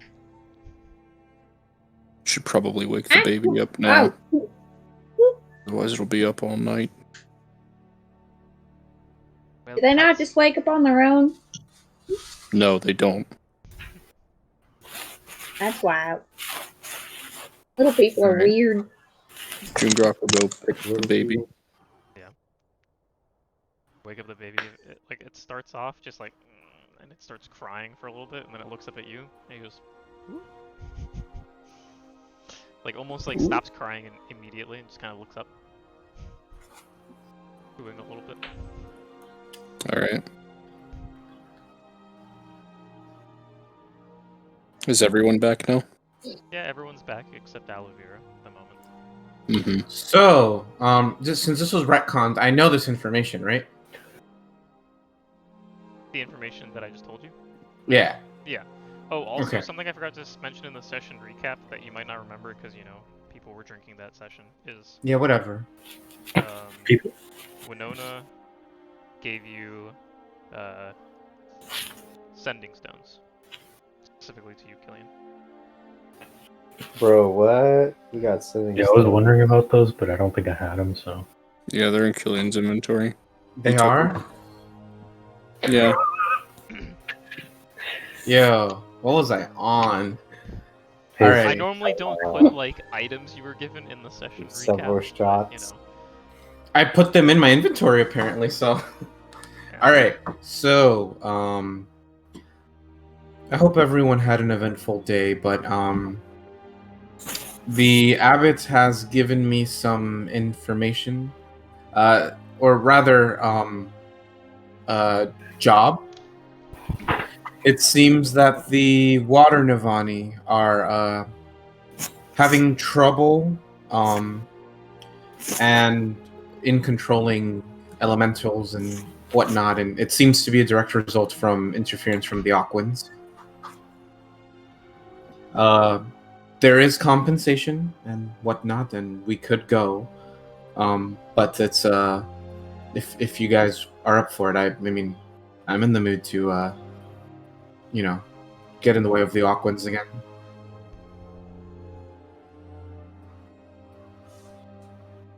I don't know if you guys are. Doesn't sound like anybody has got any objections, so. How are we getting there? Yeah, That's the about job. that. So there is a direct way to get to the Water Navani, but it's a boat. Bleh. I thought we agreed on no boats. Mason, it's Water Navani. Like it should be implied that there's gonna be water. I think we're going to have to deal with a lot more water before all this is through. Well, then Something somebody does needs to teach me how to swim. Well, I did offer to teach you. Yeah, but I don't know any swimming. Well, it's been like 2 days Hurry since I up. offered that. And now we gotta go do things in water. You want me to die? I do not want you to die. I don't think you'll die. Biggest lesson you float.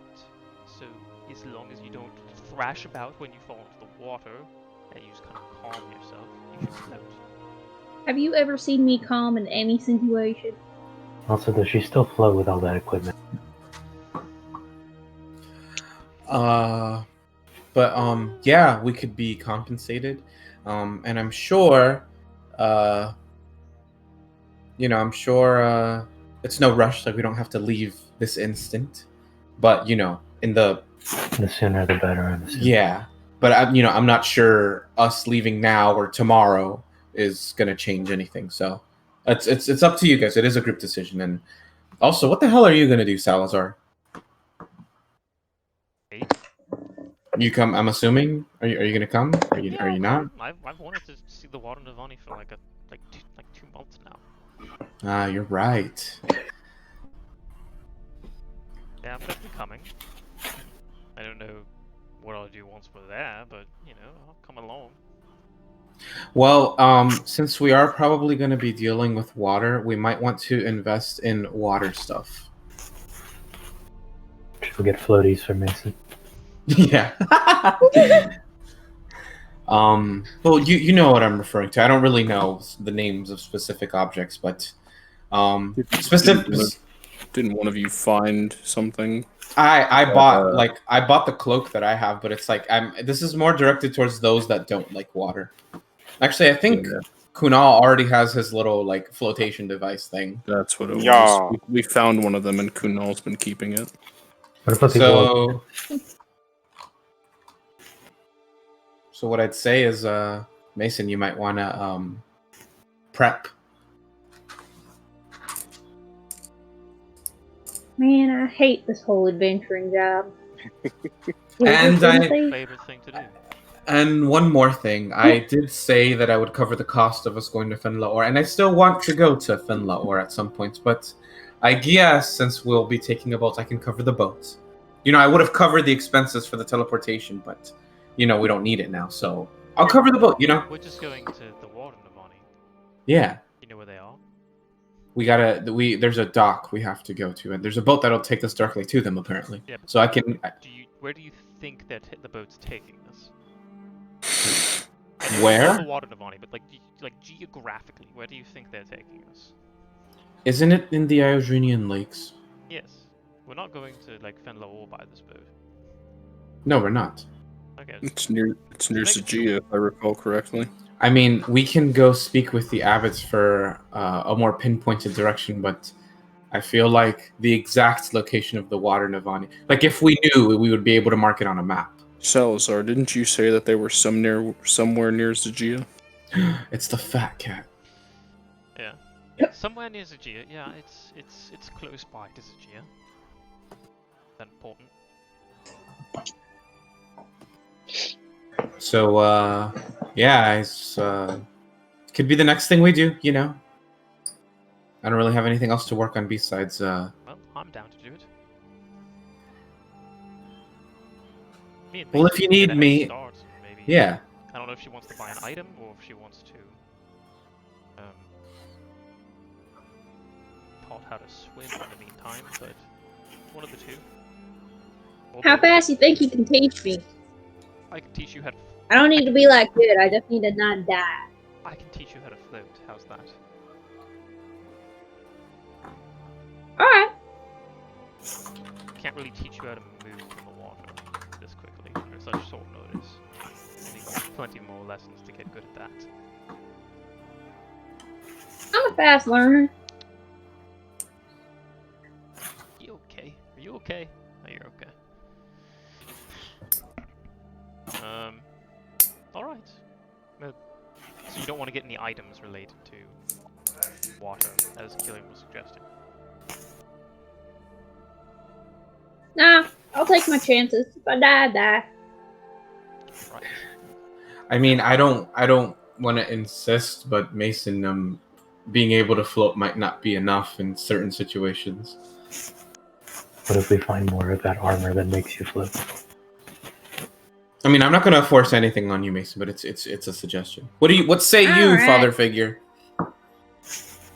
Can she wear medium armor? I don't know. Can you wear medium armor, Mason? On your I don't know. character sheet. I doubt it. Where? If you can, that's crazy.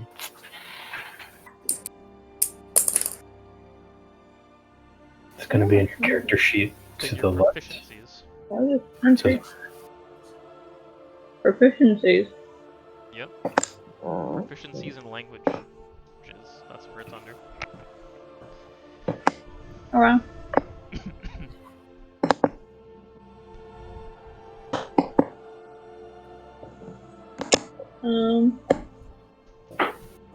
Yeah.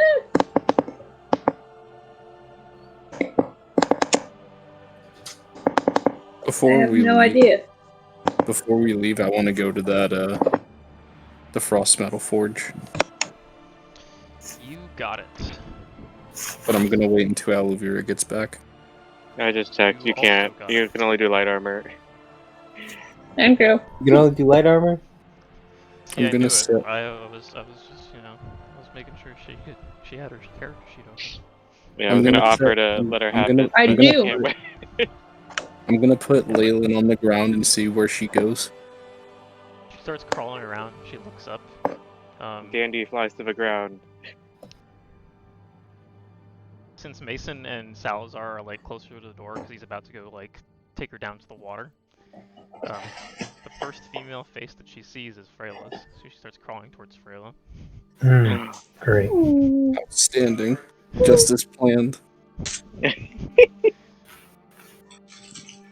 Starts like you see like the little tiny like blonde tuft-haired baby start crawling towards you, Freyla, and going bah bah. Oh god. It's like a nightmare. Do you just like start moving away? Not really. Yeah, she like the baby crawls up to you and starts just like tugging on like basically like your socks. Should do that normally. Jungrak. I'm sorry. There's a lot of commotion going on in my house. It's fair.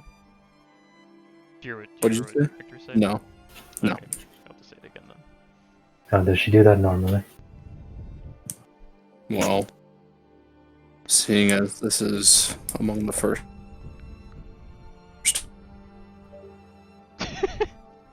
Wait, what? Jungrak just goes, jumps out the window. I fucking just hate got here yesterday, dude. I don't know. Is, That's what Jungrak said. this, God, this, Ben's is, a this, talking is, chair. this is one of the first times I've seen her. I honestly couldn't tell you. I would assume it's normal. You can pick her up if you want to. You really want me doing that? You could just say no, and I'll come pick her up. Pick up the child and hand it to Jungrak. Yeah, To Freyla picks it Jungrak? up like this, just kind of like completely arms as far as she can from her, and then just like carefully walks over to you and gives you the baby. Carry the baby like a football. But Baby yeah, approaches Freyla. Oh god, what am I supposed to do with this? No. so Okay. Mason. Oh, also, Salazar, before you leave and be atrociously awkward with Mason, you owe me 20 gold. Why do I owe you 20 gold? I'm gonna point at the stuff he has. Ah, yeah. Alright. That's not free. Fair enough. Rather you have something to defend yourself with. Yeah, that's fair. Alright. Pulls out You 20 owe gold. me 20 And- gold, and 20 bitch. gold. It's like, he's confused. He's like, Did you think this was free? did I forget something? Do you think we're friends? This wasn't a gift. Yeah, Salazar gives you the 20 gold. Alright, Mason, let's go make sure that you don't drown. Let's go make out. Oh, sorry. What? Come on. I didn't say no. Let's remove... Oops. I thought I clicked on my gold. Let's move that much gold from Salazar's inventory. Okay, so Salazar takes you down to the docks, Mason. I'm assuming you don't want to be sopping wet on the boat ride there and the rest of the day. So if you didn't really think this through, we should change before we left. Anyways, yeah, I've got like this big kind of like blanket. If you want to, like, I don't know. You have any clothes that you aren't afraid to get wet? You have to change your clothes. I pretty much only got the clothes I've got. I mean, what about the clothes It's you about to be a real awkward skinny dipping situation. Yeah, what about the clothes you got from the whatever it's called, the bathhouse the other day? The bathhouse? I don't. Do I have them on me? I guess. I mean, unless you threw them away, yeah, you'd have them on you. Well, I wouldn't recommend. Alright. Actually, you know what? You have to have your armor on, so keep the armor on. You're just gonna have to change out of those nice, lovely. What color are your clothes, Mason? Green. I'm gonna have to change out of those green clothes. Put into those white linens afterwards, but shouldn't be a problem. Alright, so first thing, Alright. it's a mental thing. You have to realize that you, as a person, as a humanoid being, float. To aid in this, you can kind of, so it kind of sits on the ground and shows you like a kicking motion. You can kind of do that, like down towards the bottom of the lake or whatever body of water you're going to be in. And, Right. Okay. and So you can what do if? your arms like this. You see this? It's kind of like a yeah. So what if it's just other people that float and I don't, and I just like sink? What then? Well, then you would be a very unique case. I mean, you might not float perfectly with all the equipment you're wearing, especially the two rapiers. But typically humans float, and your armor is not very heavy. Alright. What about like non-human? Typically, those float? humanoids float. Alright. Just asking, for educational reasons. Yes. Not that I'm not human. Okay, bit of a weird thing to say. Alright. I'm ready to swim. Right. So he guides you with a hand, brings you down to the edge of the water, kind of holds on to you, and then you guys get to somewhere that's deeper, and he's doing most of the work at this point. Okay, I'm not going to let you go completely just yet. Go ahead and kick. Start kicking. And then, do you feel comfortable doing that?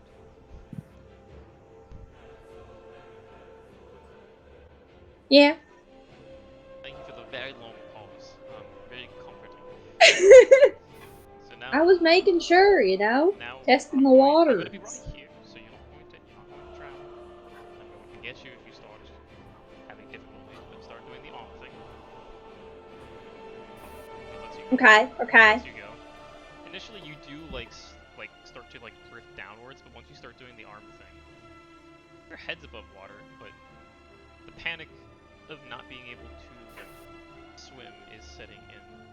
Go ahead and make a wisdom saving throw. Oh. I don't like those.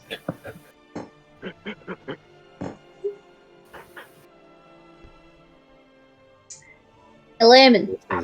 This is really rough. You begin to breathe heavier, and you're kind of focused only on the water, and then you look up and you see Salazar there, and it calms you down for a moment.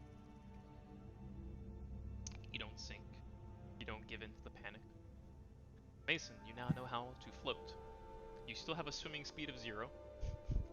But if you Nice. get thrown into the water, you won't die.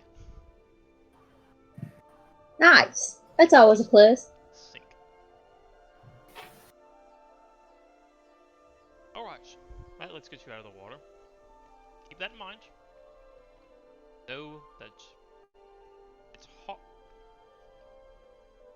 Without outside forces, it is hard for you to drown. We're not in a beach. Challenge we're not accepted. We're not going to talk about ocean currents and all that, but typically, unless something else is acting upon you or you get extraordinarily tired, it is difficult when under the right circumstances and with the right people. It is difficult to drown. Always swim with a buddy. Alright, let's go. That is your PSA of the week. Freyla's gonna look around the room and realize that nobody went with her, and she's gonna go, "Oh God, she's already drowned." He gets you out of the water. He takes the blanket that he has in his pack, kind of wraps it around you, drying you off. He himself is just dripping wet.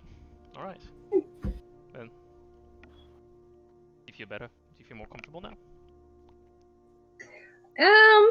Still don't like boats or water or, things that live in water like gators or crocodiles or krakens or things like that. But yeah. I guess like 0.00001% more confident. Great. Well, we don't have time for more lessons, and he sees the group of you coming down. We're now going to do Jungrak with Alavira before you guys all leave. Alavira comes back. She just has like in her hand like brown paper bags filled with like groceries. Sits down on the table. She hands you back 9 platinum and 9 gold. I mean 9 and 5 gold. Sorry, 9 platinum and 5 gold. She didn't spend anything, dang. A bit overkill. Excuse me. I was hungry. We got some chicken nuggets. Noise. She walks in with a basket of chicken nuggets. Yeah, she's eating. Alavira knows how to make tendies. Wife material. Outstanding.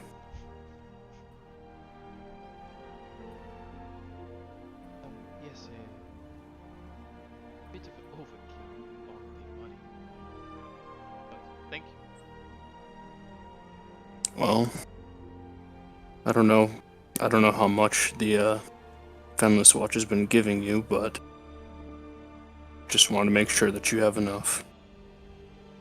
I do appreciate it. And the people, the neighbors, they do help out sometimes too. It's kind of them. It is. We live in a nice city. So are you off to go adventuring about again? Yeah, I think it's about that time. You coming back tonight? Or within the week or something? Will you be coming back here after this journey? I will be back after this journey. Alright. So, should I expect any news, or should I just wait for you to physically come back? I'll let you know how this one ends up. If something changes, I'll write. If you haven't heard from me in a week, you'll get a letter soon enough. Be safe. See you alone. No, you guys are like still there. The rest of you besides Mason and Salazar. I want to pull Jungrak aside. Alright. Yeah. So she gives you a hug. Obviously a little kiss. And then as you're Only like, a little finished- kiss. Hey, lay one on her, big guy. He pulls you aside. What do you want to say?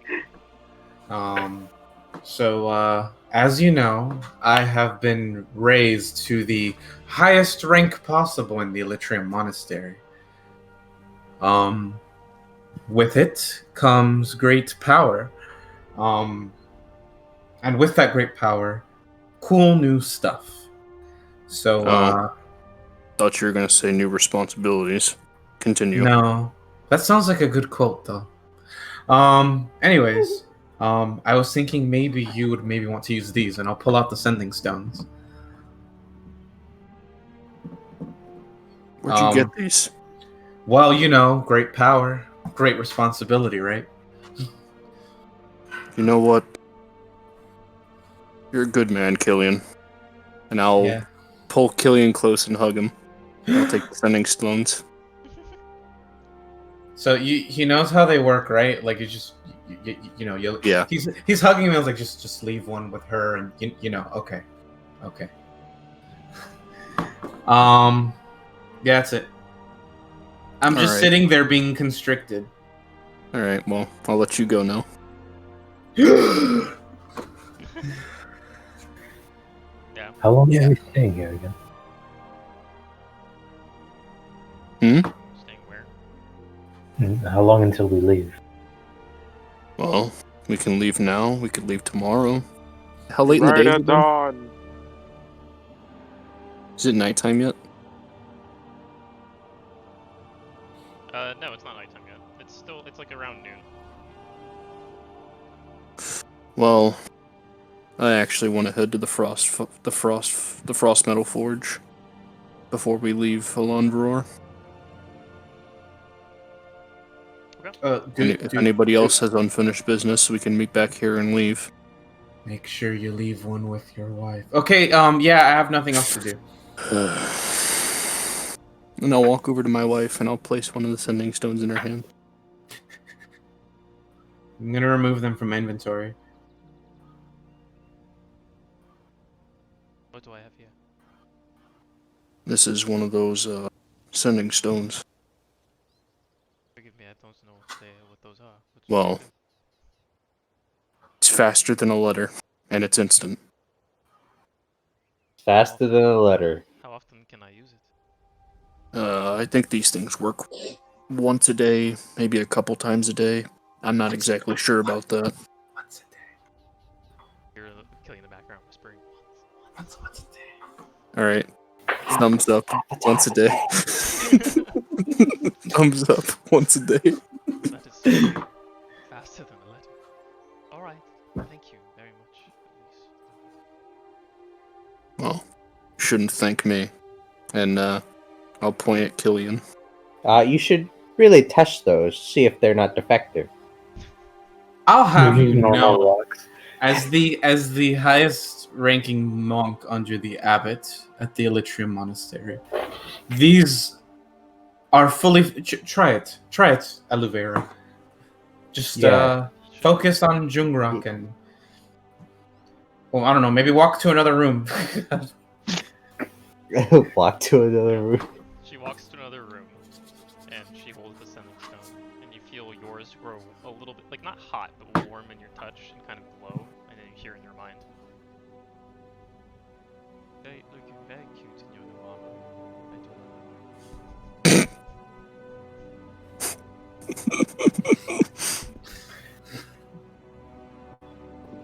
Is he blushing? No. His back is to you. His back is to you, you wouldn't know. $5 super chat. I'm just kidding.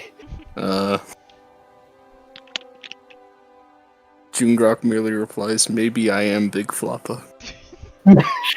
I hate it here. Why, dude? I take them back. I take No, it back. no, it's too late, sir. It's too late. Nah. I'm gonna keep it PG. Okay, what do you say? Wait, what? And you look beautiful in the tiara I got for you. She comes back into the room. They seem to work, Killian. Thank you very much. Right. Well, if no one needs me, I'll go back to harassing Rubyx to make my new flask. I was about to hit him with the call and pick up lines.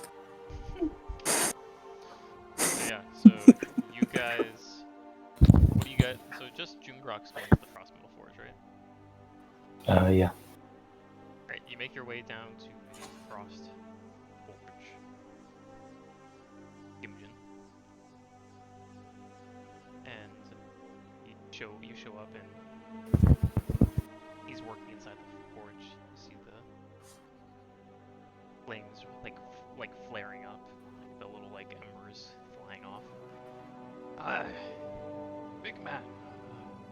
Look familiar. You've been by here before. Yeah, it's been a while, but I came in.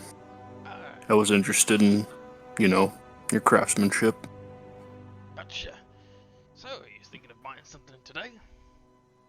Yeah, but I also had a question for you. Of course.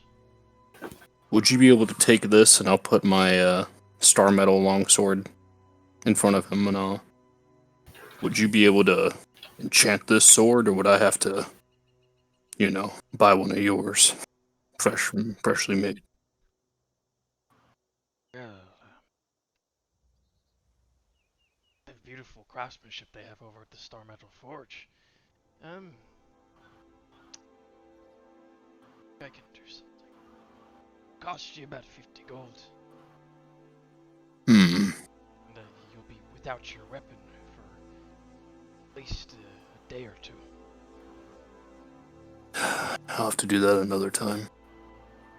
Let me think.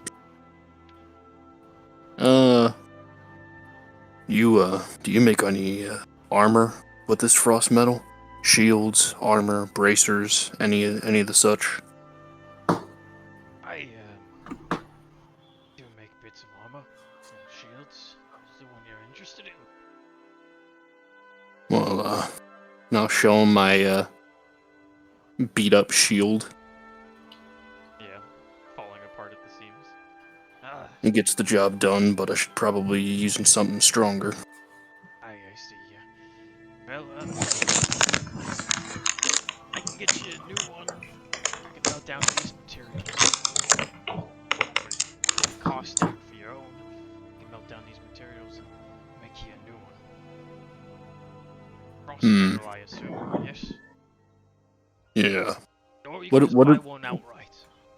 Cost a little more, of course, but wouldn't have to wait. Well, I remember I asked you back at session 0, but what is the stats of the shield? Is it just a normal shield? Is it a +1 shield? The shield, so the armor and shields are different. So the frost metal shield is,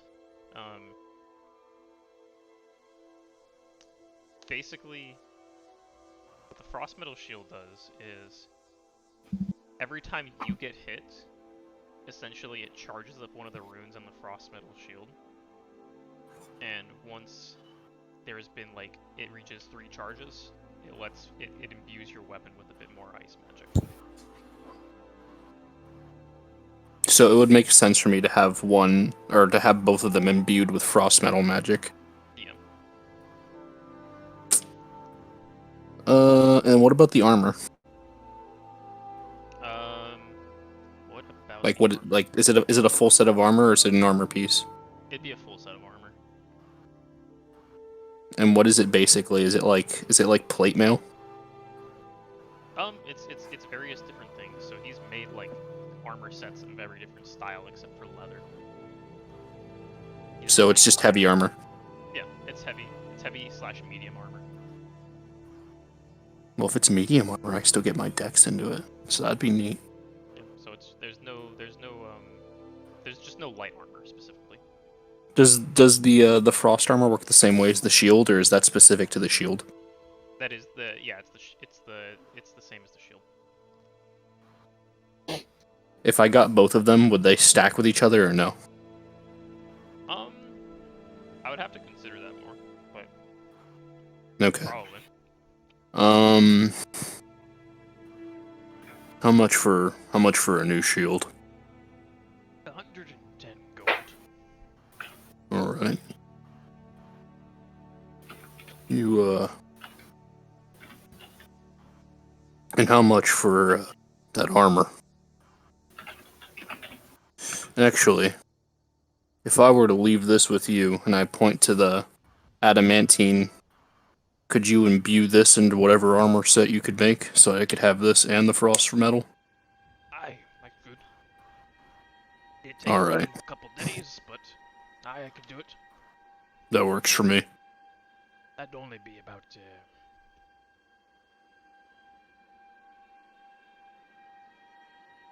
let's see.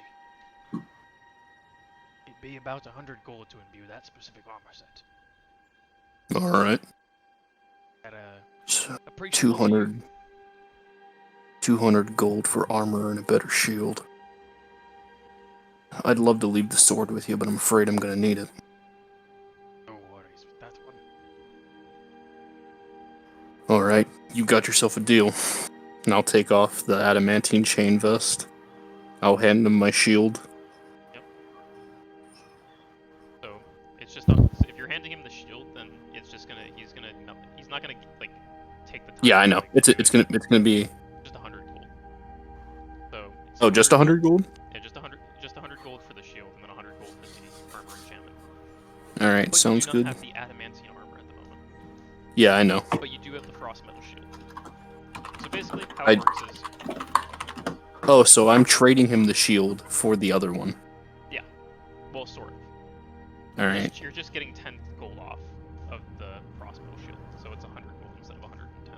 So total, you're paying 200 gold. But I get to walk out of here with the shield. Yes. That's nice. Okay, that works for me. So basically, I'll have to make the custom item, but it's basically every 3 times that you're hit,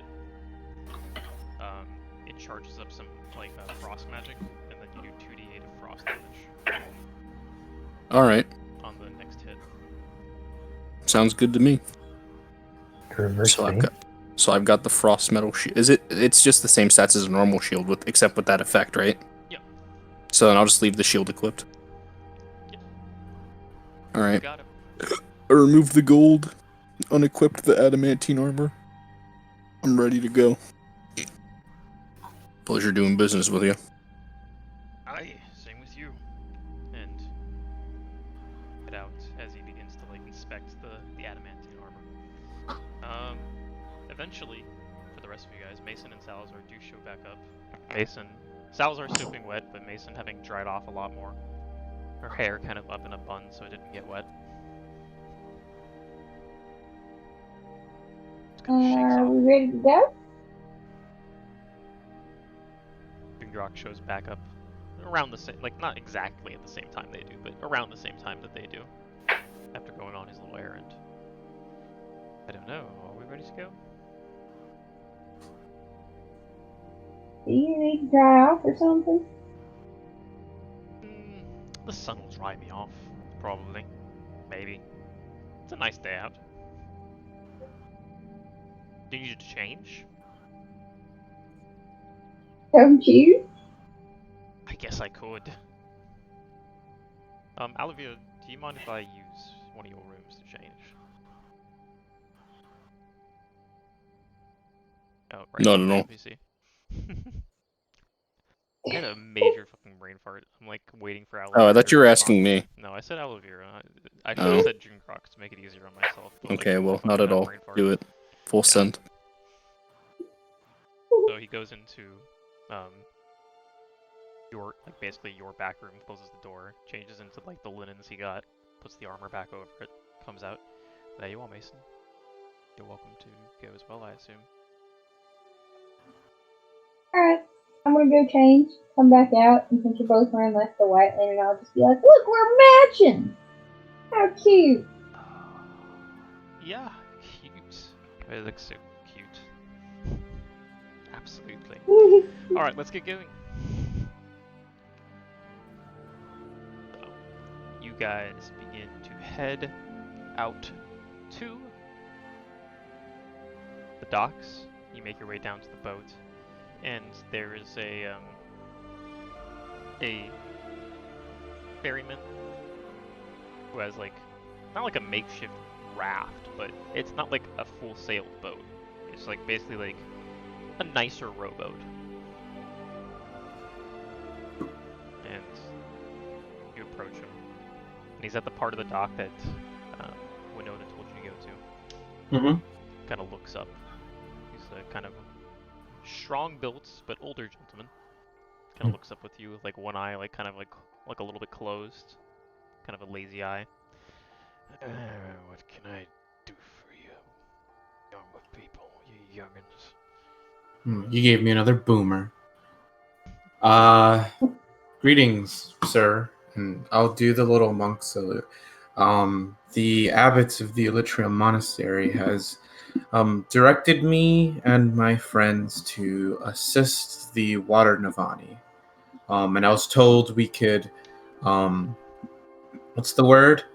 Charter our travel there. Here. He looks you up and down, looks at the patch on your shoulder. Alright. Go ahead and get in. It doesn't cost money. No, it doesn't cost money. The monastery pays me. So do the Okay. Water Navani. Oh. And this fits 7 or 8, I guess? Yes, it does. It's a pretty sizable like boat. Okay. It's a rowboat that could probably fit about 10 to 12 people. Okay. I come back to the group. So he's ready to go now, and I covered the cost of the travel. No need to worry about that. Yeah, that's all I got for you guys. Unfortunately, it's a rowboat, so Mason, sit in the middle, and Salazar, hold her hand or something. You got it. Wait, I'm sorry. We're taking a rowboat. It's a sizable rowboat. It's like a Viking ship, like a giant oar. Like apparently it can fit like 10 and we're 8, so it'll work. It's just it's not going to be amazing, and I imagine we don't want to take something grand to enter the Water Navani's area anyways. Yeah. So you guys all pile into the boat. He stands at the back. It's almost like one of those gondolas where like they can stand up and they can like kind of row in the back. But instead of rowing, he just like slams down, like almost like taps the oar against the back of the boat. And you guys see runes kind of like to life. And the boat begins moving. It's gonna curl up. After a bit, you guys arrive at what appears to be just the center of the lake, almost. I fucking opened the wrong thing. Was I the only one that ate today? We're starving. No. Yeah. So So all that's left to eat is Rubyx. So No I'm the way. only one that ate today. He's gonna get. So there'll be like this like as you guys get closer to the center of the lake, there'll be like almost like this like sound of like water rushing, and then there'll be like almost like this part as water begins like pouring in, almost like in a whirlpool, and then you'll see like this sloped kind of entrance as you guys go beneath the lake surface down into what appears to be subterranean caves. Another cave. Ugh. You continue down the raft until you get to like this landing where there appears to be like some kind of like makeshift kind of like huts slash houses made out of like straw and other like commonly found things. It's a little small like dwelling place, and you see that there's people of different like different races. There's some tieflings, there's some halflings, there's elves, there's half-elves, there's everything in between, it looks like. And as the boat approaches, a woman comes closer. Her hair is down to her shoulder blades. It has a lot of volume, and it's this dark blue. She has very pale white blue, like whitish bluish skin. She has these really bright yellow eyes, where it's just the whole thing. There's no pupils. Little glintering bits of white. She appears to be wearing like leather that has straps made of layered seaweed. Welcome to the Water Navani. I am Velorin, the leader of the Water Navani. What brings you here? See that one of you is from the monastery. I'm gonna like nudge Killian. Sorry. The abbots of the Elytrian Monastery sent us to help you deal with the issues you're having. Oh, thank goodness. Well, do you want to get right to work, or do you want me to... Well, I'll explain the problem either way, but do you want to get right to work, or do you want some time to prepare? We should probably be filled in on the situation before we get to work. Yes, of course. Basically, about 2 months ago at this point, a group that we have now pinpointed, where that your government, she looks at you, Jungrak, since you're now wearing the Finless watch armor. Mm-hmm. Your government pinpointed as some sort of terrorist group known as the Aquans. The Aquans came here and they took an artifact sacred to us. It allows us to keep the elementals that pour out of the portal in check. Since we haven't had that item for 2 months, it's been more difficult to keep the water elementals in check. No one has gotten hurt so far. Well, people have gotten hurt, but no one has been killed. If I may ask, what does this artifact look like? It is a kind of like a bowl. An intricate bowl, but it is it's a bowl. She had a lantern, not a bowl. Never mind. Alright. Are you, are the Aquans still causing your people any trouble, or is it just the ramifications of their actions? It's just the ramifications of their actions. They have not been back since. Was there a, did they have a leader when they came? Yes, they did. I did not know his name. Alright. So, He was where's not a, he was the... another water genasi. He was not a water genasi. No, he was another. Oh, okay. Well, sounds like Horus, but without having been there, we couldn't know for sure. Anyway,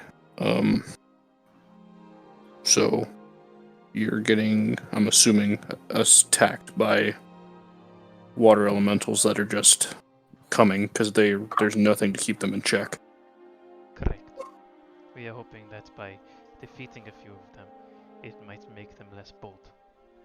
Are they coming from somewhere? Are they hiding somewhere? Yes, they are coming from here. I will take you to the outskirts of where they are. So she brings you through like the little village they have. People kind of like looking up from like their own training. It seems there's a lot of meditation going on. But she takes you through the village, and you guys are in this underwater cavern. There's a ceiling to this place as you guys look up. You notice that it's being lit, but there's like no lanterns about at the moment. And as you guys look up, there's like almost like this dome. It looks like there's just water above you guys, and you can see the natural filtering light coming through. She takes you to the edge of like what appears to be like this lake beneath the lake, in this underground like subterranean caverns, and you see a deep glow deep within the lake, where there's like pulsing like almost blue glow. That is where the portal is. The elementals come out of here. They come up onto the beach sometimes, and they attack our. Alright. Guess we should just wait until one shows up. Very well. Thank you for your work. When you have killed some water elementals, let me know, and I have some compensation for your work. Alright. Right. And she like walks off, still kind of clearly deep in thought about things. Alright, so you guys can sit here and take watches for any elementals that show up if you'd like. Or whatever you want to do. You can all sit here and watch. What would you like to do?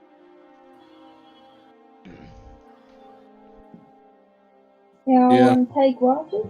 I think we're just gonna, Yeah, we're all just gonna might watch, as well. unless somebody has something they need to do. We're just like in the middle of a cave, right? Kind of. I mean, what is there to do? I'll just take a watch. I don't know. Talk to the voices. Count the Alright. stars in the sky. I'll let two No, thank people you. like kind of like be the main focus here. So Kunal wants to watch. Who else wants to watch? I'll keep watch. Okay. So go ahead and make some perception checks, you two. My first roll. I don't know where my box is. A natural 20. Natural My first roll. I'm using D&D Beyond. Nice. What do I see with my super special eyes? Your special There you go, eyes. bud. This is where the water edge is. Since Kunal and Jungrak would be closer, you guys are gonna be like right around like here, maybe on this rock or something. The rest of you can kind of be like hanging out. In this place, there's like some underground, like kind of like flowers and stuff. I want to see if there's anything I could use for potions. Listen, I have added you, Rubyx. You're added. I need to add Salazar.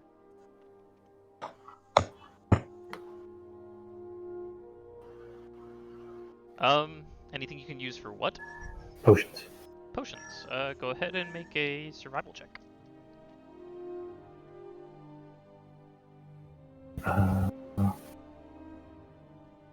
So this is where the water is, like I said, over on this side. You guys can kind of place yourselves where you want to be in this cavern. And then, like, the village is closer to this way. Like how we're sharing this rock. We've never been closer. That's not a boulder. It's a rock. It's not just a boulder. Can Dandy see in the dark? Ideas used to ride these babies. I don't know. Can she then? Like, I know it's not complete darkness, but, you know, I'm sure it's, like, dim light. Yeah, Dandy's a monster. She can be in the dark. But it's not dim light right now. Let's say that It's actually well lit? Yeah, it's She'll well sit lit on right top of Jungrak's head. Oh, okay. On top of Jungrak's head, okay. now. You guys are getting the natural light, and it's around like 3 o'clock at this point. Since there's like this weird dome above that's letting in like the light from the sun. Just so I know for certain, I do have the frost metal shield with me, right? Yes. Okay. Alright, so I'm gonna is that where you guys want to be? Yeah. Rubyx kind of just like randomly right there. I'll be a See, little bit Rubyx closer. is falling down. Okay. Salazar will be Mason. What was your roll, Freyla? 11. 11. You find the typical stuff that you can like kind of restock like your alchemist kit with, but like you don't find anything special. Okay. Okay. Kunal, you see. What is it? You see 5. Thousands of You them. see 5 forms moving towards you from the glowing blue thing in the water. I'm gonna stand up and ready my arrow. Yeah. I'm gonna look where he's looking. Yep. I'll turn back to the group. Alright. Time to go to work. Something's coming. Don't know what it is. And I will jump down from the rock. I'll ready a shot. Can I put on the cloak? Sure. So here's what we'll do. Just to make things easier for me, we're gonna say that you guys were like on these rocks instead. And they were back here. Yeah, just so that we can actually have the map. Alright, yeah, that works. I'm still jumping down off the rocks, though. Nyum. Alright. Dandy yeeted Rubyx. Where was I? Am I just there? Wait There's a minute. Delicious. Oh no.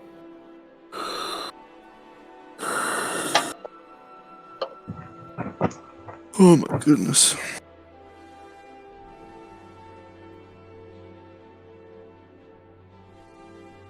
Oh boy. Y'all hear something?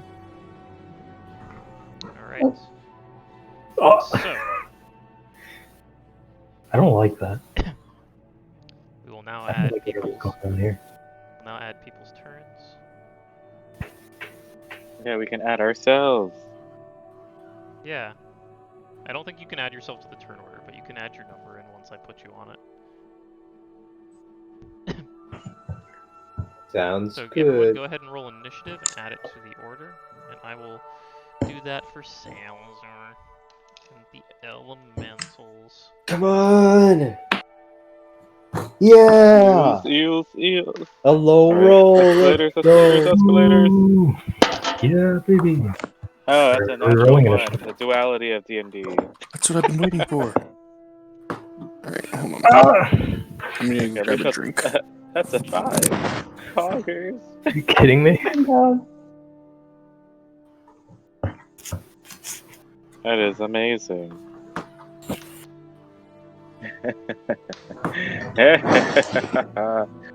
I beat one elemental. Hell yeah. Do you see anything yet? Is there anything? Is there? I only have. coming. I only have like a vision of like 60 feet or something. Alrighty. Descending order. Alright, so we're still waiting on Salazar's, which is my thing, and Freyla and Killian. Oh, right. I can just enter it, right? Yeah. I can just add mine, right? Well, Salazar Yeah. rolled super fucking low. I didn't know he did that. We have the same turn order. Freyla, no. Yeah. Oh no.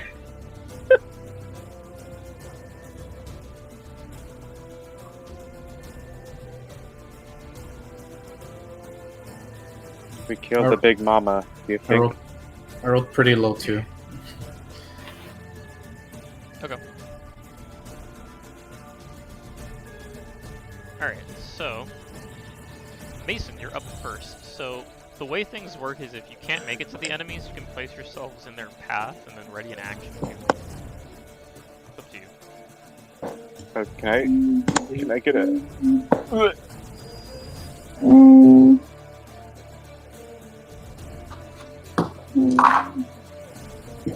Take your time. I know it's a lot to take in when you're the first person.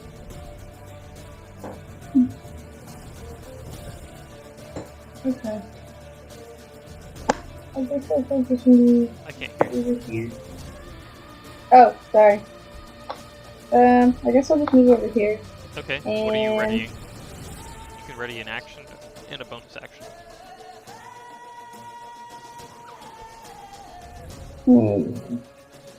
Like, you basically tell me, since you used your all your movement, right, to get there? Yeah. So you basically tell me what you ready. You could ready the dash action to move back as your bonus action if you like feel like you're not gonna want to be in the way, or you can ready your attack action. You just gotta tell me what you want to do. Okay. I want to ready an attack, I guess. So your action, you're gonna use your attack, and for your bonus action,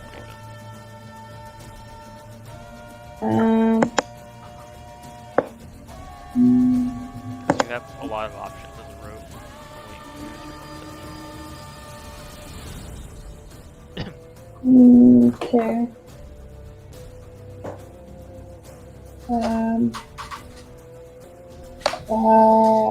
Just ready another attack. There's one, too. Okay. So, next up is the Water Elemental.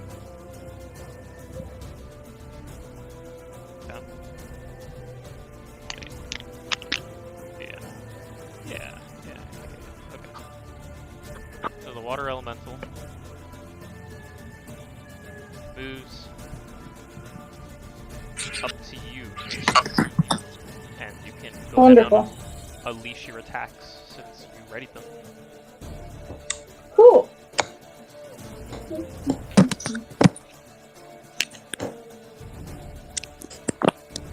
Ooh, that doesn't look like that hit.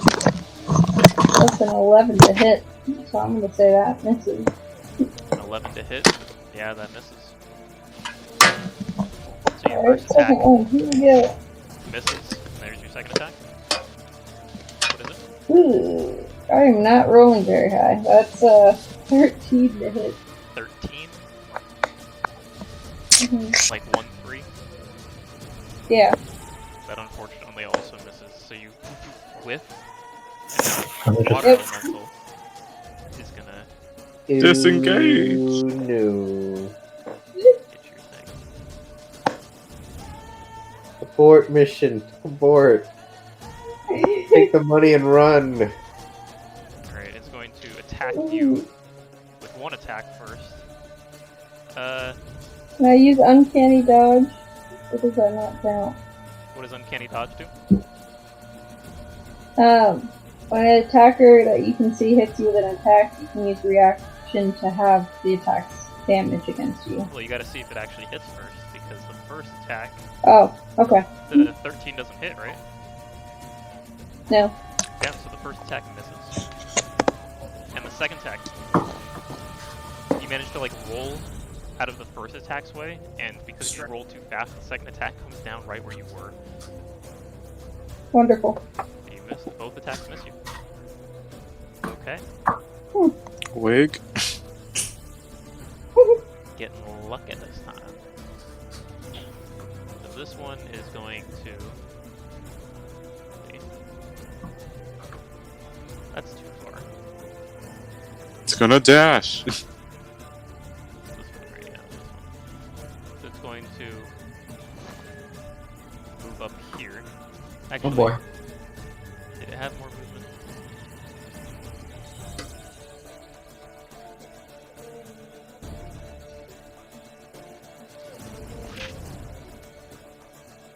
Going to go around to the other side of Mason. Going to attack you, Mason. Okay.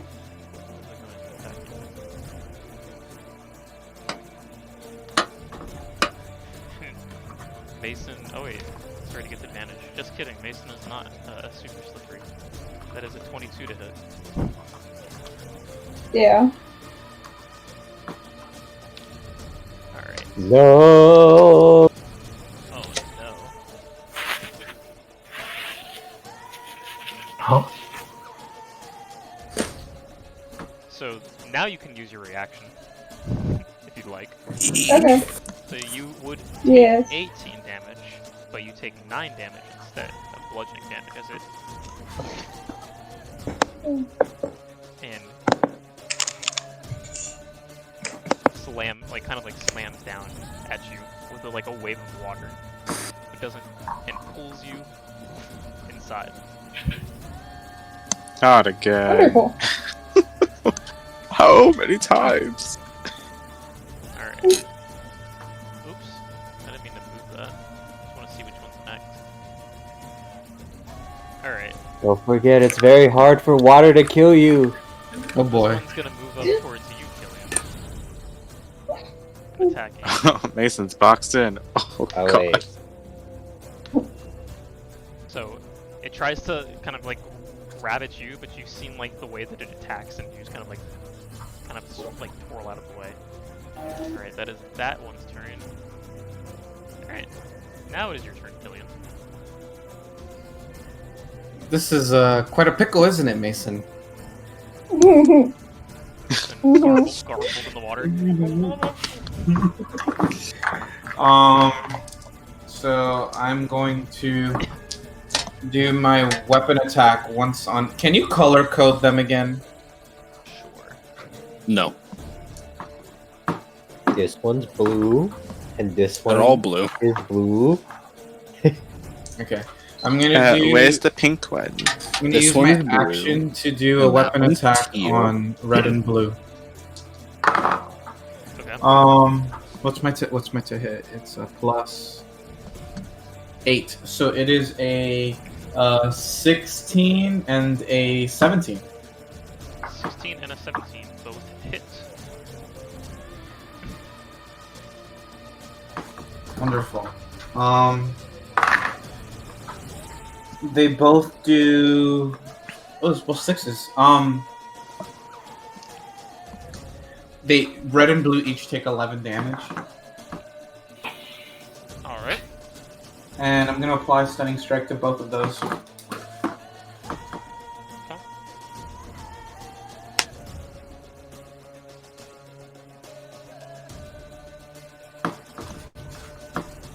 the save on that?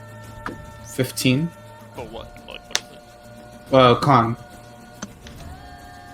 Okay.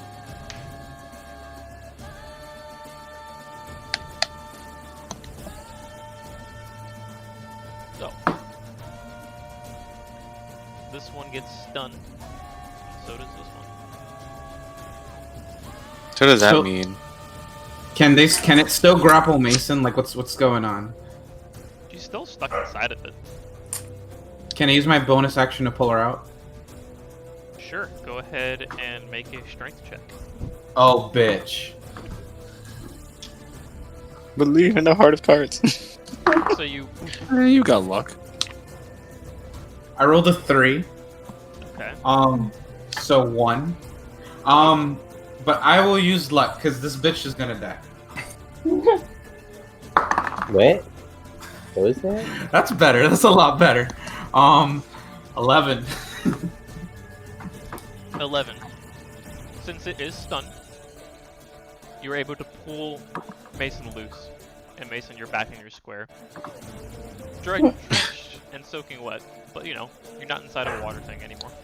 And she is having a party, it seems. So if I try to pull her, will she like? Well, wouldn't it make sense that if I pulled her out, like, wouldn't she be on my square? Well, it's just for like purposes of this. She was in that, and now she has to be somewhere that's not your square. Well, like, I'm asking because, like, I was gonna attempt to pull Mason out of there, and if she's where you have her, she can get hit. So, like, is she where you have her, or? Yeah, you managed to just pull her out. You didn't really like change where she is. All right. But she has a lot of movement. She'll probably be okay. I yell at Mason, "Don't stand still!" And I leave. I leave. I use all my movement to leave. Oh, wait! I have a question. So, is this considered swimming? No. Okay. You guys waited on the beach for them. Okay. That's my turn. Okay. So this water thing is going to go over here to Salazar and Freyla, and I'm gonna. Hey Siri. Flip a coin. Alright. Freyla's gonna get hit. Maybe. Question.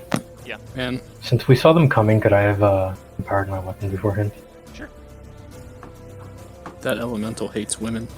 Time to roll a 6. I knew it. He had a choice. That's all I'm saying. And it rolled a natural 20. Can I use my inspiration die to make it not? Unfortunately, no. Yes. Is D&D. You cannot. Take Kidding. 26 damage. Bludgeoning damage.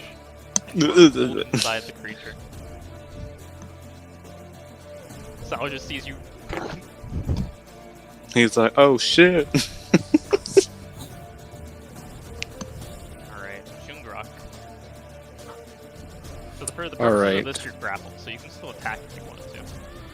Wait, I'm grappled? Not you, no, Freyla. Oh. No one's near you yet. And notice if a sea monsters go after a woman first, that's sexist.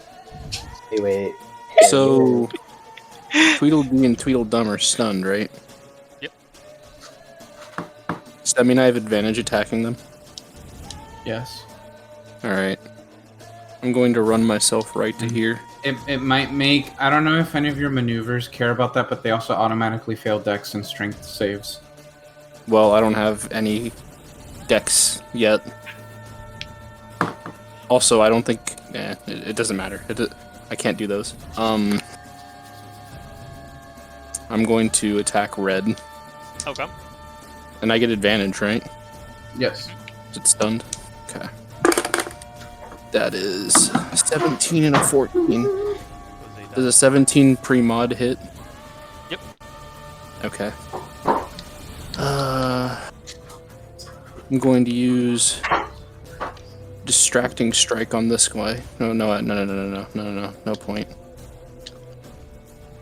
No, I'm not going to use anything. I'll just roll it. That is 3 plus 4 is 7. Attack again. That's a 10 and a 15. Does a 15 hit? 15 does hit. Okay. So what was the damage on the first one, or are you just going to tell me all of it at the end? 7 damage thus far. 7. And then... Yeah, my mod's plus 4, right? Yeah, it's plus 4. 7 plus 10 damage. Okay, so 17. 17 damage. Alrighty. I'm going to use Orcish Fury to re-roll an additional damage die. Okay. 8 plus 4 is 12. So plus 12 to that. So 7 plus 12, so... 17 plus 12 is 29. 29. Just 10 plus 7 plus 12. Okay. So 29 damage that you did. Yes. Alright. And, Slash deeply through the This is water the one I'm elemental attacking. swarm. You can see that while Killian's punches kind of made their impact, but didn't really do much damage to the water elemental swarm. You can see that when you Wait. slash through it with your specific weapon. I mean, are your hands magical yet? I hit it with my weapon attacks. You use the Elysium Rod? Yeah, Okay. because my bonus action was pulling out Mason. Okay.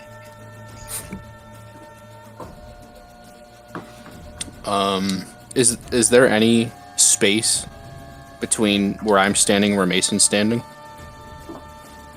I mean, what do you mean?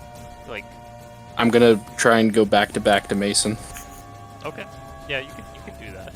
So All right, your I'm gonna first, go your back. 2 attacks do a large bit of damage to the water elementals. While Killian's attacks were more bludgeoning, or is cut through the actual form of the creature. Alrighty. That's Jungrak's turn. Rubyx. Right. Hope this works. How do I want to do this? I'm gonna cast Acid Arrow Okay. on Gasp. the blue one. You got it. Go ahead and roll your thing with advantage. Got it. Oh, okay. Well, I mean, 23. 23. hit. Yeah, that hits. Go ahead and roll your damage. That is 40. Oh, wait. Yeah, 44 acid. Dang. Nice.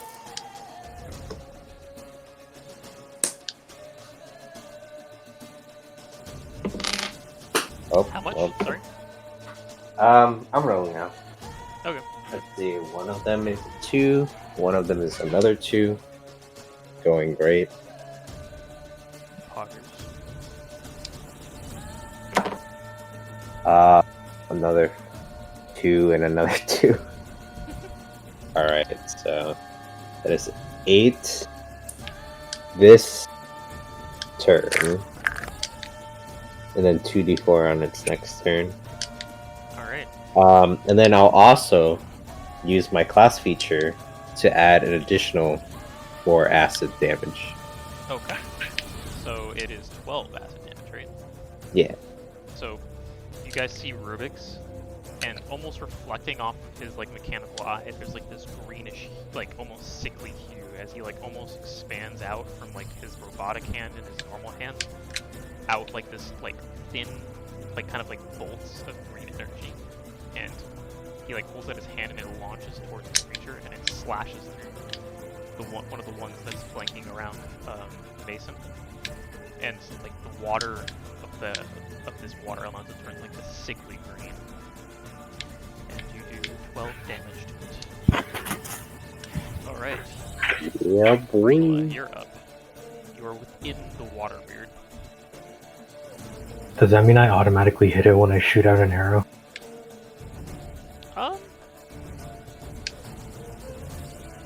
You know what? Yeah. You can roll to see if you hit any major parts of them. Okay.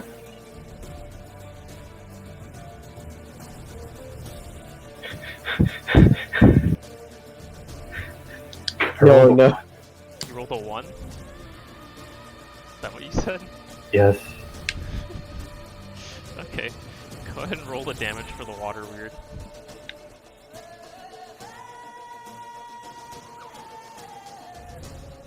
Oh boy. Does it hit Rubyx? No, please.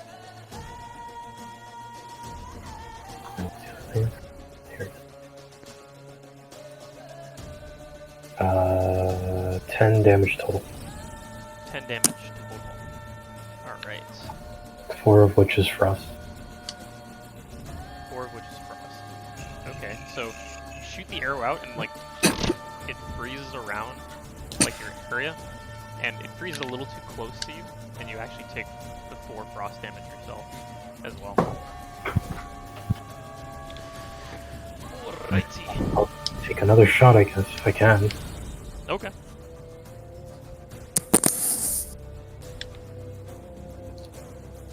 Okay, 26. 26, yeah. So this time it goes a little bit further before the ice detonates, because you got used to like how it would work inside the water weird's body. Go ahead and roll the damage. Alright, that's 12 piercing and 3 frost. 12 piercing and 3 frost. Okay. And can I try to, or oh, I guess an action would have been to try to escape, right? Yeah. I can't use my movement for that? No. You would have to forcefully try to push yourself out of there. Okay. So it was another, how much damage you said? 12? 12 piercing, 3 frost. 3 frost. Okay, you got it. So 15 total. Yep.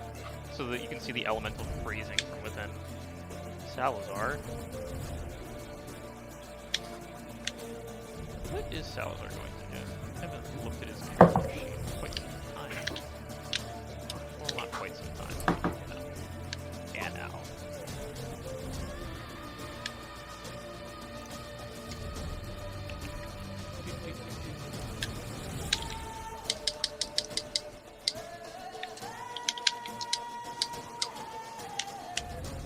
Okay. So, he's not very strong. What he's going to try to do is he's going to use his bonus action to give combat inspiration to Mason.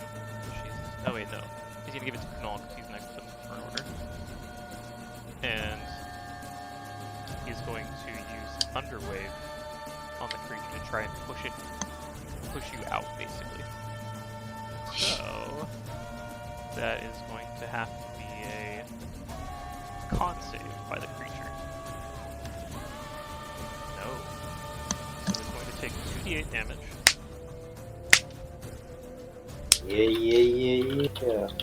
Yeah. 6. And it is going to be pushed. How many feet is it? 10 feet, yes. Okay. So it is pushed 10 feet that way. Wait. 5, 10. Yeah, so it's pushed 10 feet that way. And Freyla, you are freed from its restraint.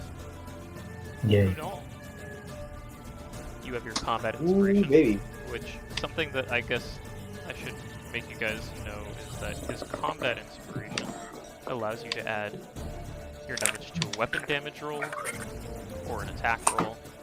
It's everything plus you can also add it to damage.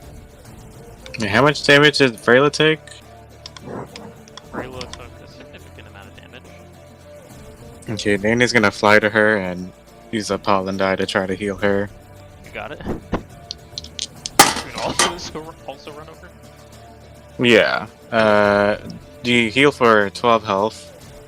And I'm gonna shoot the blue one twice. Or I'll shoot it once first with a ice arrow. You got it. And I'll put Hunter's Mark on it. Okay. So Hunter's Mark And it's a 13 plus 9, so 22. The symbol of the Furious Roar appears around the creature. So What was that's the first attack? 20. It was a 22 to hit. Yeah, that definitely hits. So That Dandy is- rolls up to you, Freyla, and there's almost like this dust that appears around you, and you can feel your wounds beginning to pain eases. How much? And for ice damage, 12. do I need to roll a d4? Yes. So what was Okay, damage so it for the- does 13 piercing, 13 piercing. Got it. 3 ice, and I guess Hunter's Mark just copies my initial damage. And then an extra 3 piercing. Okay. So 13, another 3. 3 piercing. And what was the ice damage? It was 3. Okay. That was my first attack. I guess I'll hit him again. And yeah, you can also. I believe he has a D8 now. Is it a D8? Is it a D6? Still, I can't remember. Or what? Inspiration. Oh, I guess I'll add that too. It's a D8. Yeah, you can add a D8 if you wanted. That's an extra 5 piercing. 5 piercing. Okay.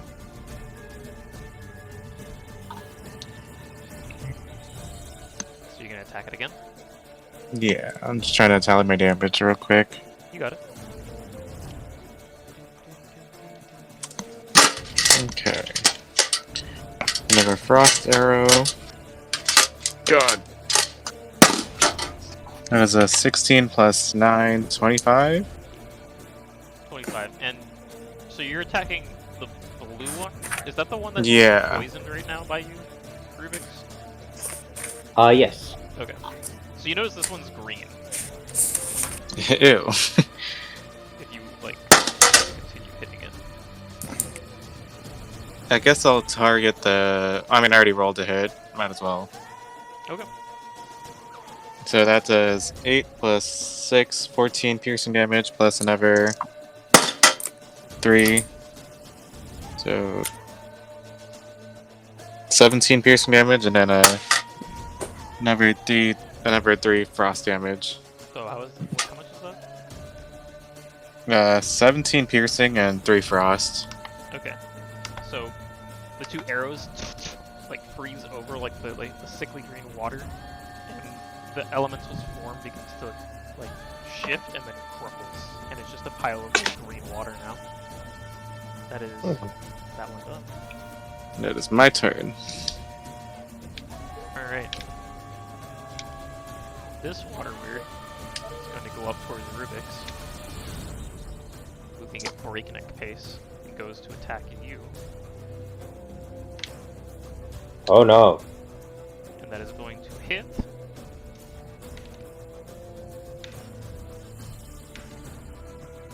Okay. That is going to be 11 damage, and you're sucked inside. Nice. Alrighty. Mason, you're up.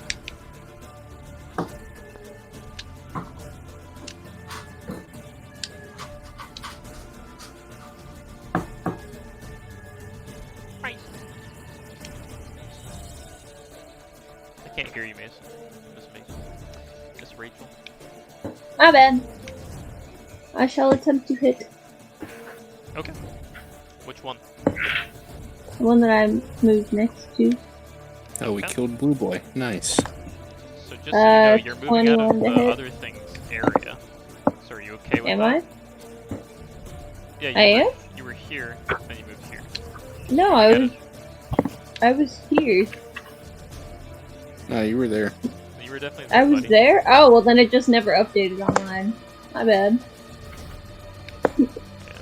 Okay, then I'll stay where I am, I guess. Okay. I'm already next to it, then there's no point for me to Well, you- move.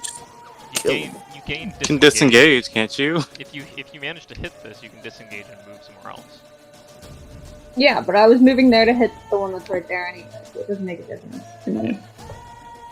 Well, you're just The one with the supposed red dot, I will Okay. attempt to hit. to- Go ahead.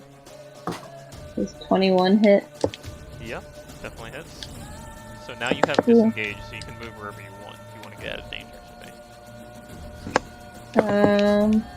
Okay. I shall disengage. That's 7 damage. 7 damage on the red one. Mm-hmm. Okay. So you disengage. Where are you moving? Over here. Okay. You're gonna attack the pink one. Yeah. Okay.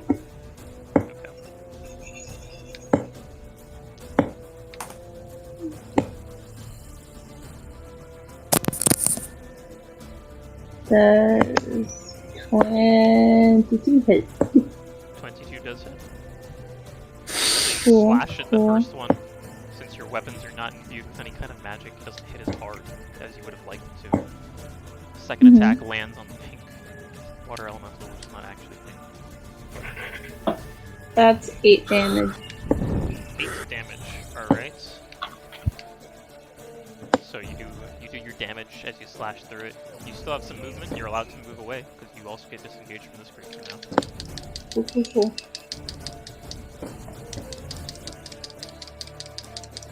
That is all. Okay. Oop. Okay. So now it's this thing's turn, and since Jungrak is the one there, it's going to move up behind Jungrak. It's going to attack you Mm-hmm. with 2 flame attacks. It is a 19 to hit. Yeah, it hits. Okay. I don't know how much damage it does, so give me a second. That's what I liked.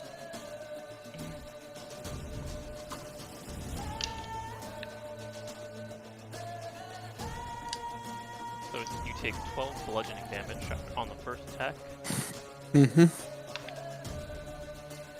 there's a natural 20 on the second attack, Outstanding. right when you don't have your armor. I don't get crit a single time after I buy it. I get rid of it for a session. Instant punishment. Alright.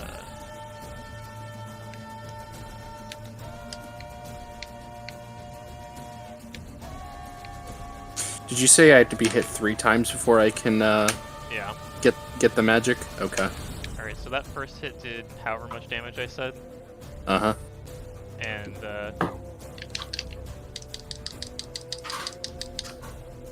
fuck. Do you really take that much damage? Is it more than 30, Ben? It's 29. Okay. It's not that big a deal. I'm fine. Well, I mean, I'm not fine, but I'm good. Yeah. Alright. So you take 29 damage. Oh yeah. Yeah, I was reading the right thing. Okay. Yeah. So you take 29 damage. Slams down into you 2 times. This water element is stunned. And that it is Killian's turn. It is unstunned. I'm gonna run up to this one. Use one of my weapon attacks on the one grappling Rubyx. Okay.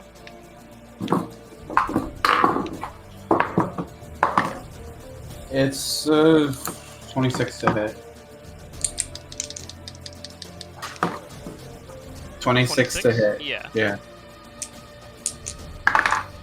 It does 12 damage. And 12 I'm gonna, damage. Alright. and I'm gonna do Stunning Strike. Okay.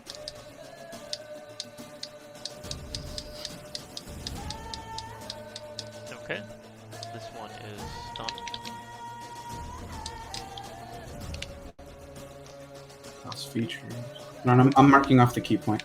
Now I'm going to. I basically want to. Am I within reach of the big one? Yeah. I want to hit the big one with my other weapon attack. Okay. It is a 19 to hit. 19 hits.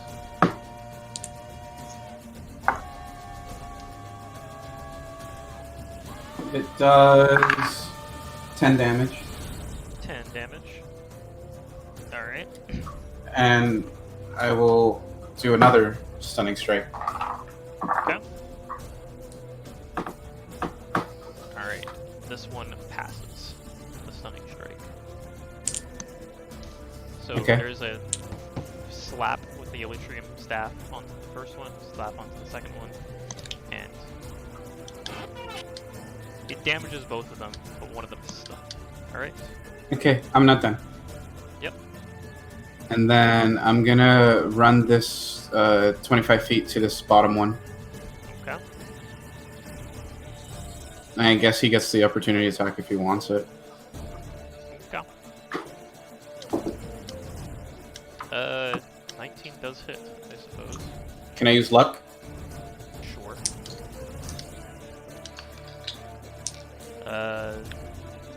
This would be a 20-something. Cool, whatever, it hits.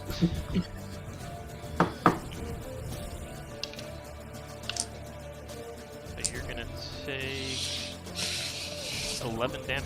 11 bludgeoning damage as you run across.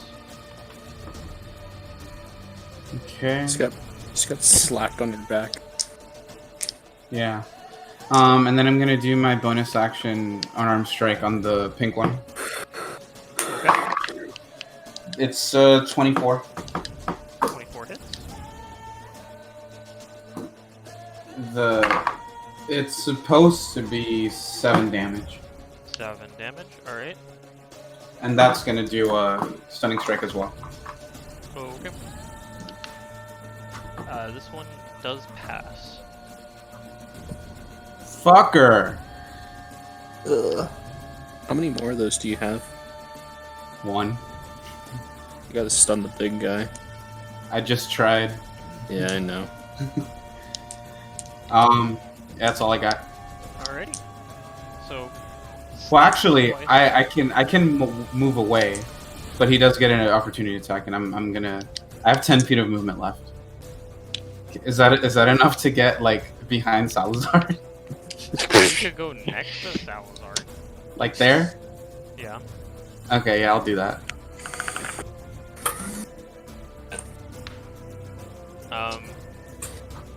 That's like a 24 to hit. What the fuck? Why are you rolling so high? Everyone's getting mollywopped. Jesus! Which actually means when you try to move away, you actually get sucked inside the water weird. Can I use my luck point? You can use your luck point if you'd like. Yeah. Okay. This one misses. Fuck you. You know you're the tank, right? Me? Are you kidding? You just took off like a third of my health with one hit. Yeah, but then you have more health Yeah. than everybody else. You get used to it. Alright, the water weird misses. As Dang, looks we've like- only gotten it rid looks of like one Killian water is going to weird. slip, but a little rock catches his grip. And he manages to move onward. Alright. This thing is going to... I guess it's just going to pursue you. Try to attack you. Yeah. It loves you. I love you. Hello. Ready?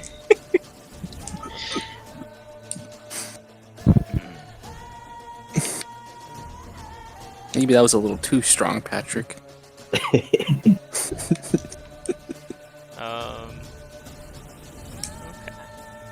So its attack on you reaches out, and you kind of like roll and duck under as it misses its first attack. Its only attack. And Now, now just tell me how much damage I take from you.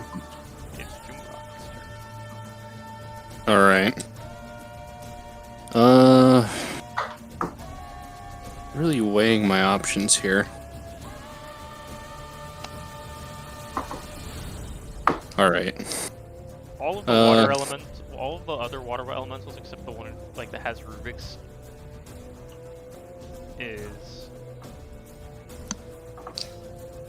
not doing so hot, basically. All right. I'll do my first attack on red. Oh, if only I was champion. I'm assuming a 19 hits. Yeah. All right, and that's. I'm going to do. Multi-class into champion fighter. Can I double dip into fighter? I don't think so. Yeah, no, I don't think so either. It'd be broken. That's Leonin. So that's 2 plus 4 is 6, and then I'm going to do menacing attack plus 8, and it has to make a wisdom saving throw if it's still alive. So what's the damage you did? It did 6 plus 8, 14 total. 14 total damage. That is just enough. As you slash through it, its form like begins to waver and then it splashes down. Alright. I'm going to slowly turn to the big motherfucker behind me. Okay. The one that looks like a penis. Yeah. That's not. And I'm going to use my second attack. Alright. That's it's a 1. Oh. Alright. So since that obviously misses, I'm going to use my bonus action to second wind. Okay. Alright. Not really helpful today. I heal for 5 hit, or what is it? Is it 4? Is it 6 hit points or 5 hit And points? so the puddle that the original water weird you killed created, you like go and you like lose your footing and you actually slip and like go prone. Is the Alright. big one sitting in the poison puddle? But you I can will get back use half of my movement to stand back up. I'll action surge. up. Okay. I'm going to attack the big one twice. You got it.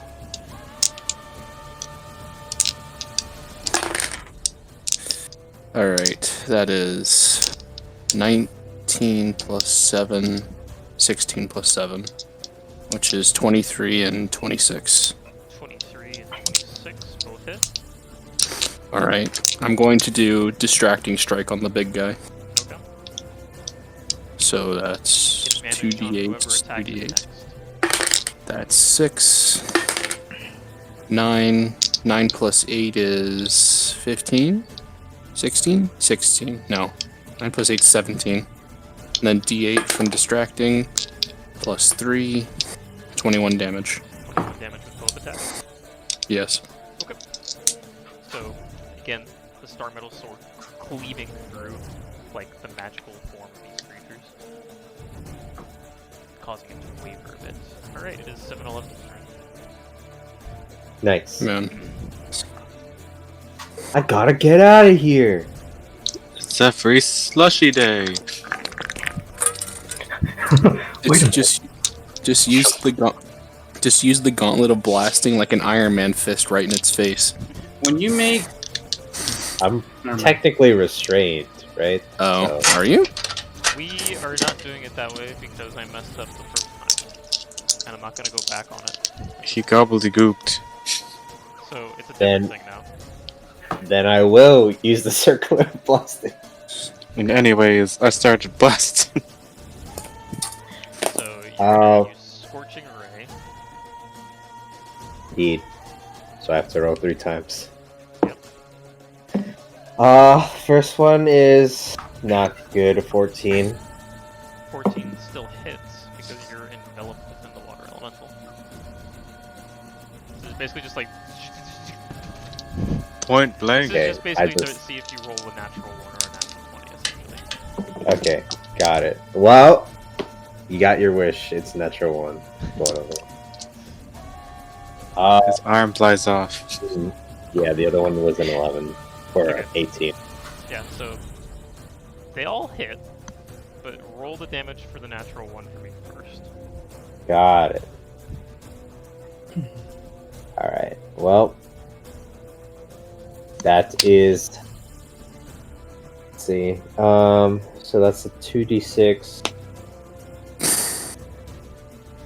Come on, both 6s. Let's go. All right, never mind. 9. That's a pretty high. 9?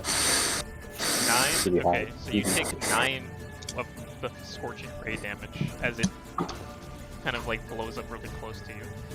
But you still do 9 damage to the elemental. So what are the other 2? Let's see. That's 8. Okay. And that is a 10. And then I'm also going to use my class feature, Alchemical Savant, Okay. to add a +4 Alright. fire damage. You got it. So what was the last one? It was 10? Yeah. And then you did another 4. Okay. You got it. So there's like this glowing from within the water elemental, and there's as like steam begins to rise off of it, looking really beat up. Alright. It's crispy. Freyla. Benjamin, I have a quick question. Yeah, what's up? Doesn't all Rubyx's attacks have advantage? Yeah, I guess But it it's would. ranged. So couldn't he have rolled that natural 1 again and see if he had rolled 2 natural 1s? Didn't you say that it counts Wasn't as I a ranged grappled? spell? It counts What as is- a what? Ranged spell. We'll just... Well, Unless- actually, Victor didn't roll with disadvantage when he was inside it either, so I guess that's true. But that one wasn't stunned. But he was still inside of it, Yeah, and it's still a since he's inside of it, ranged we'll weapon just, at it'll be melee. different. He's all up in its guts. And I don't think he's gonna die from this. It's still stunned. Fuck. Also, the next thing to attack the big guy has advantage. I'm gonna move back here, You got it? and then I'm gonna cast Hex on the one that's in front of Rubyx. Okay. You got it? And see what I roll. 24 to hit. 24 to hit. You got it? Yeah, that hits. Okay, so that's 6 piercing, 5 frost, and 4 necrotic. 4 necrotic. Just enough. The water weird to form as the arrow and just begins to crumble around it.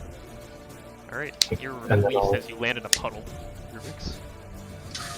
Oh, Blech. I'll switch the Hex to the other, or no, to this one. Okay.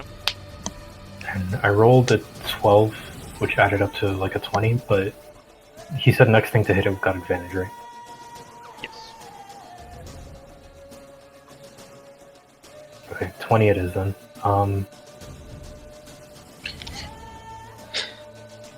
Okay, 5 piercing, 6 frost,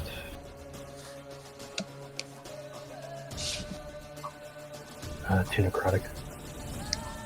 Okay. The arrow and the necrotic, like, electricity crackles through the creature's body as a little part of it freezes over. Is that your turn? Yes. Okay. So Salazar. Oh, and I get to heal. He's going to inspire Mason. And then he's going to attack the creature in front of him using what is it?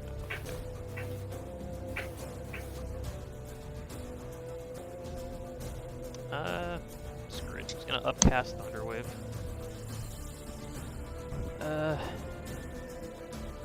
Screw it, he's gonna upcast Thunderwave. Alright. So and it fails. Okay. 6, 8, 11, 17. 17. Ugh, I'm not good at math. takes 17 damage and it's blasted back another 10 feet. Oops. Attack of opportunity? Yes. It's a 16. 16. Attack of attacking? Okay, that hits. Attack on Titan? Wait, no. Oof, 13 damage. 15 damage. Alright. The combination of the thunder wave like rattling the body and your attack slashing through it as it moves back, the water element crumbles and fades to a puddle. Alright, Kunal. The Nice. mark flares to life onto the water The big element. boy. Yeah, I guess I'll shoot him twice. Do I get advantage? I don't remember how that works. Yeah, no one's... Has anyone... Actually, no, Freyla attacked it, so... Is it anybody in the next turn? Or is it just the next person who attacks it? Battle? The next person to. I Okay, think so- it's the next. I think it's the next attack, but it could be the next person to attack. I think it's just. Freyla already one. hit it, so it doesn't matter. Okay, But I'm just gonna You're go on up. the other side of it, so you get flanking. Nice. And Yeah, I'll have Dandy move it's closer. the next attack roll. Yeah. Okay, I'll shoot 2 frost arrows. Let's see how this goes. This one's 3. Oh, I got 2 3s, so one definitely missed. Okay, so one is a 23. Okay, that hits. Okay. Blah blah. D8. And what's it doing? We shall find out. So that is 6, 7 piercing damage. No, 6 plus. That is 13 piercing damage. And 1 frost damage. Okay. And then Dandy is gonna move up after I shoot him to try to sting it and ignite it on fire. How many frost damage? You say 4? Only 1. Oh, only 1. Okay. Yeah. So I guess Dandy gets advantage as well. Okay, so that is a 16 plus 6. That is 22 to hit. 16 plus 6? Yeah. So that is going to be 1d6 plus 2d8. Ooh. Oh, is it just blast damage? Yeah, so that is 7 piercing 7 piercing, and 5 blast. 5 blast. Alright. And that'll be my turn. Alright, Mason, you have the combat inspiration and you're up. Okey-doke. And if you go on the other side of the rock, you obviously get flanking. Oh. I didn't even see him. Okay. Didn't see the big guy? Oh wait, Nope. when the I just saw Dandy. when the water elemental died, Yeah. I want to cast my blood maledict and make it hit the guy next. Okay. Go ahead and do that. It actually hits. So, I'm going to do...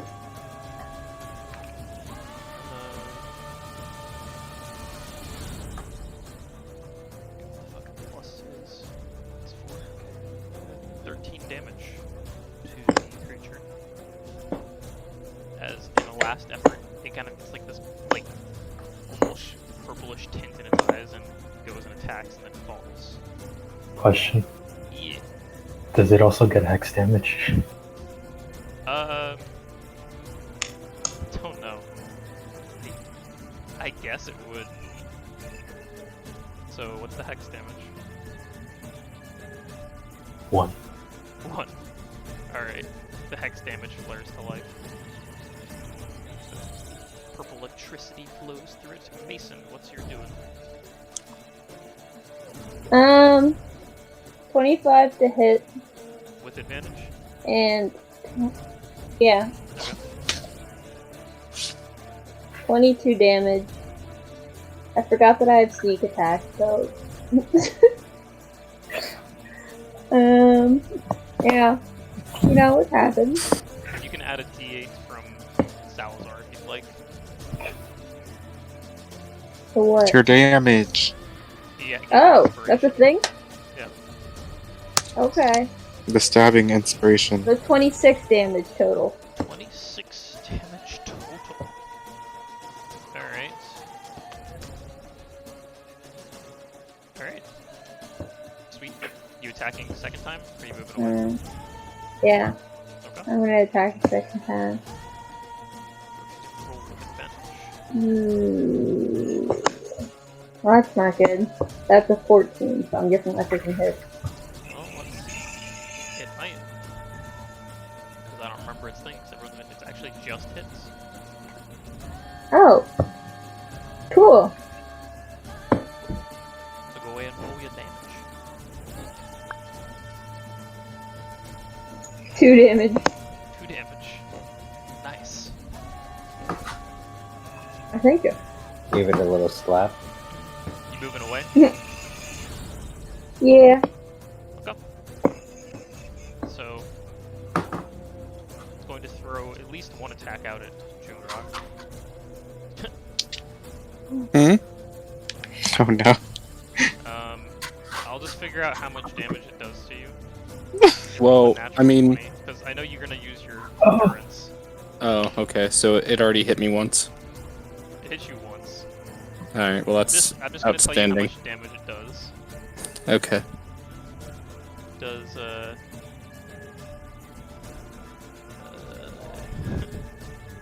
34 damage. Out fucking standing. So you live on 1 health, I assume. Yeah. Well, you know, not for long, but I do get a reaction attack Okay. because of Orcish Fury. All right. And that is 17 plus 7 is 24.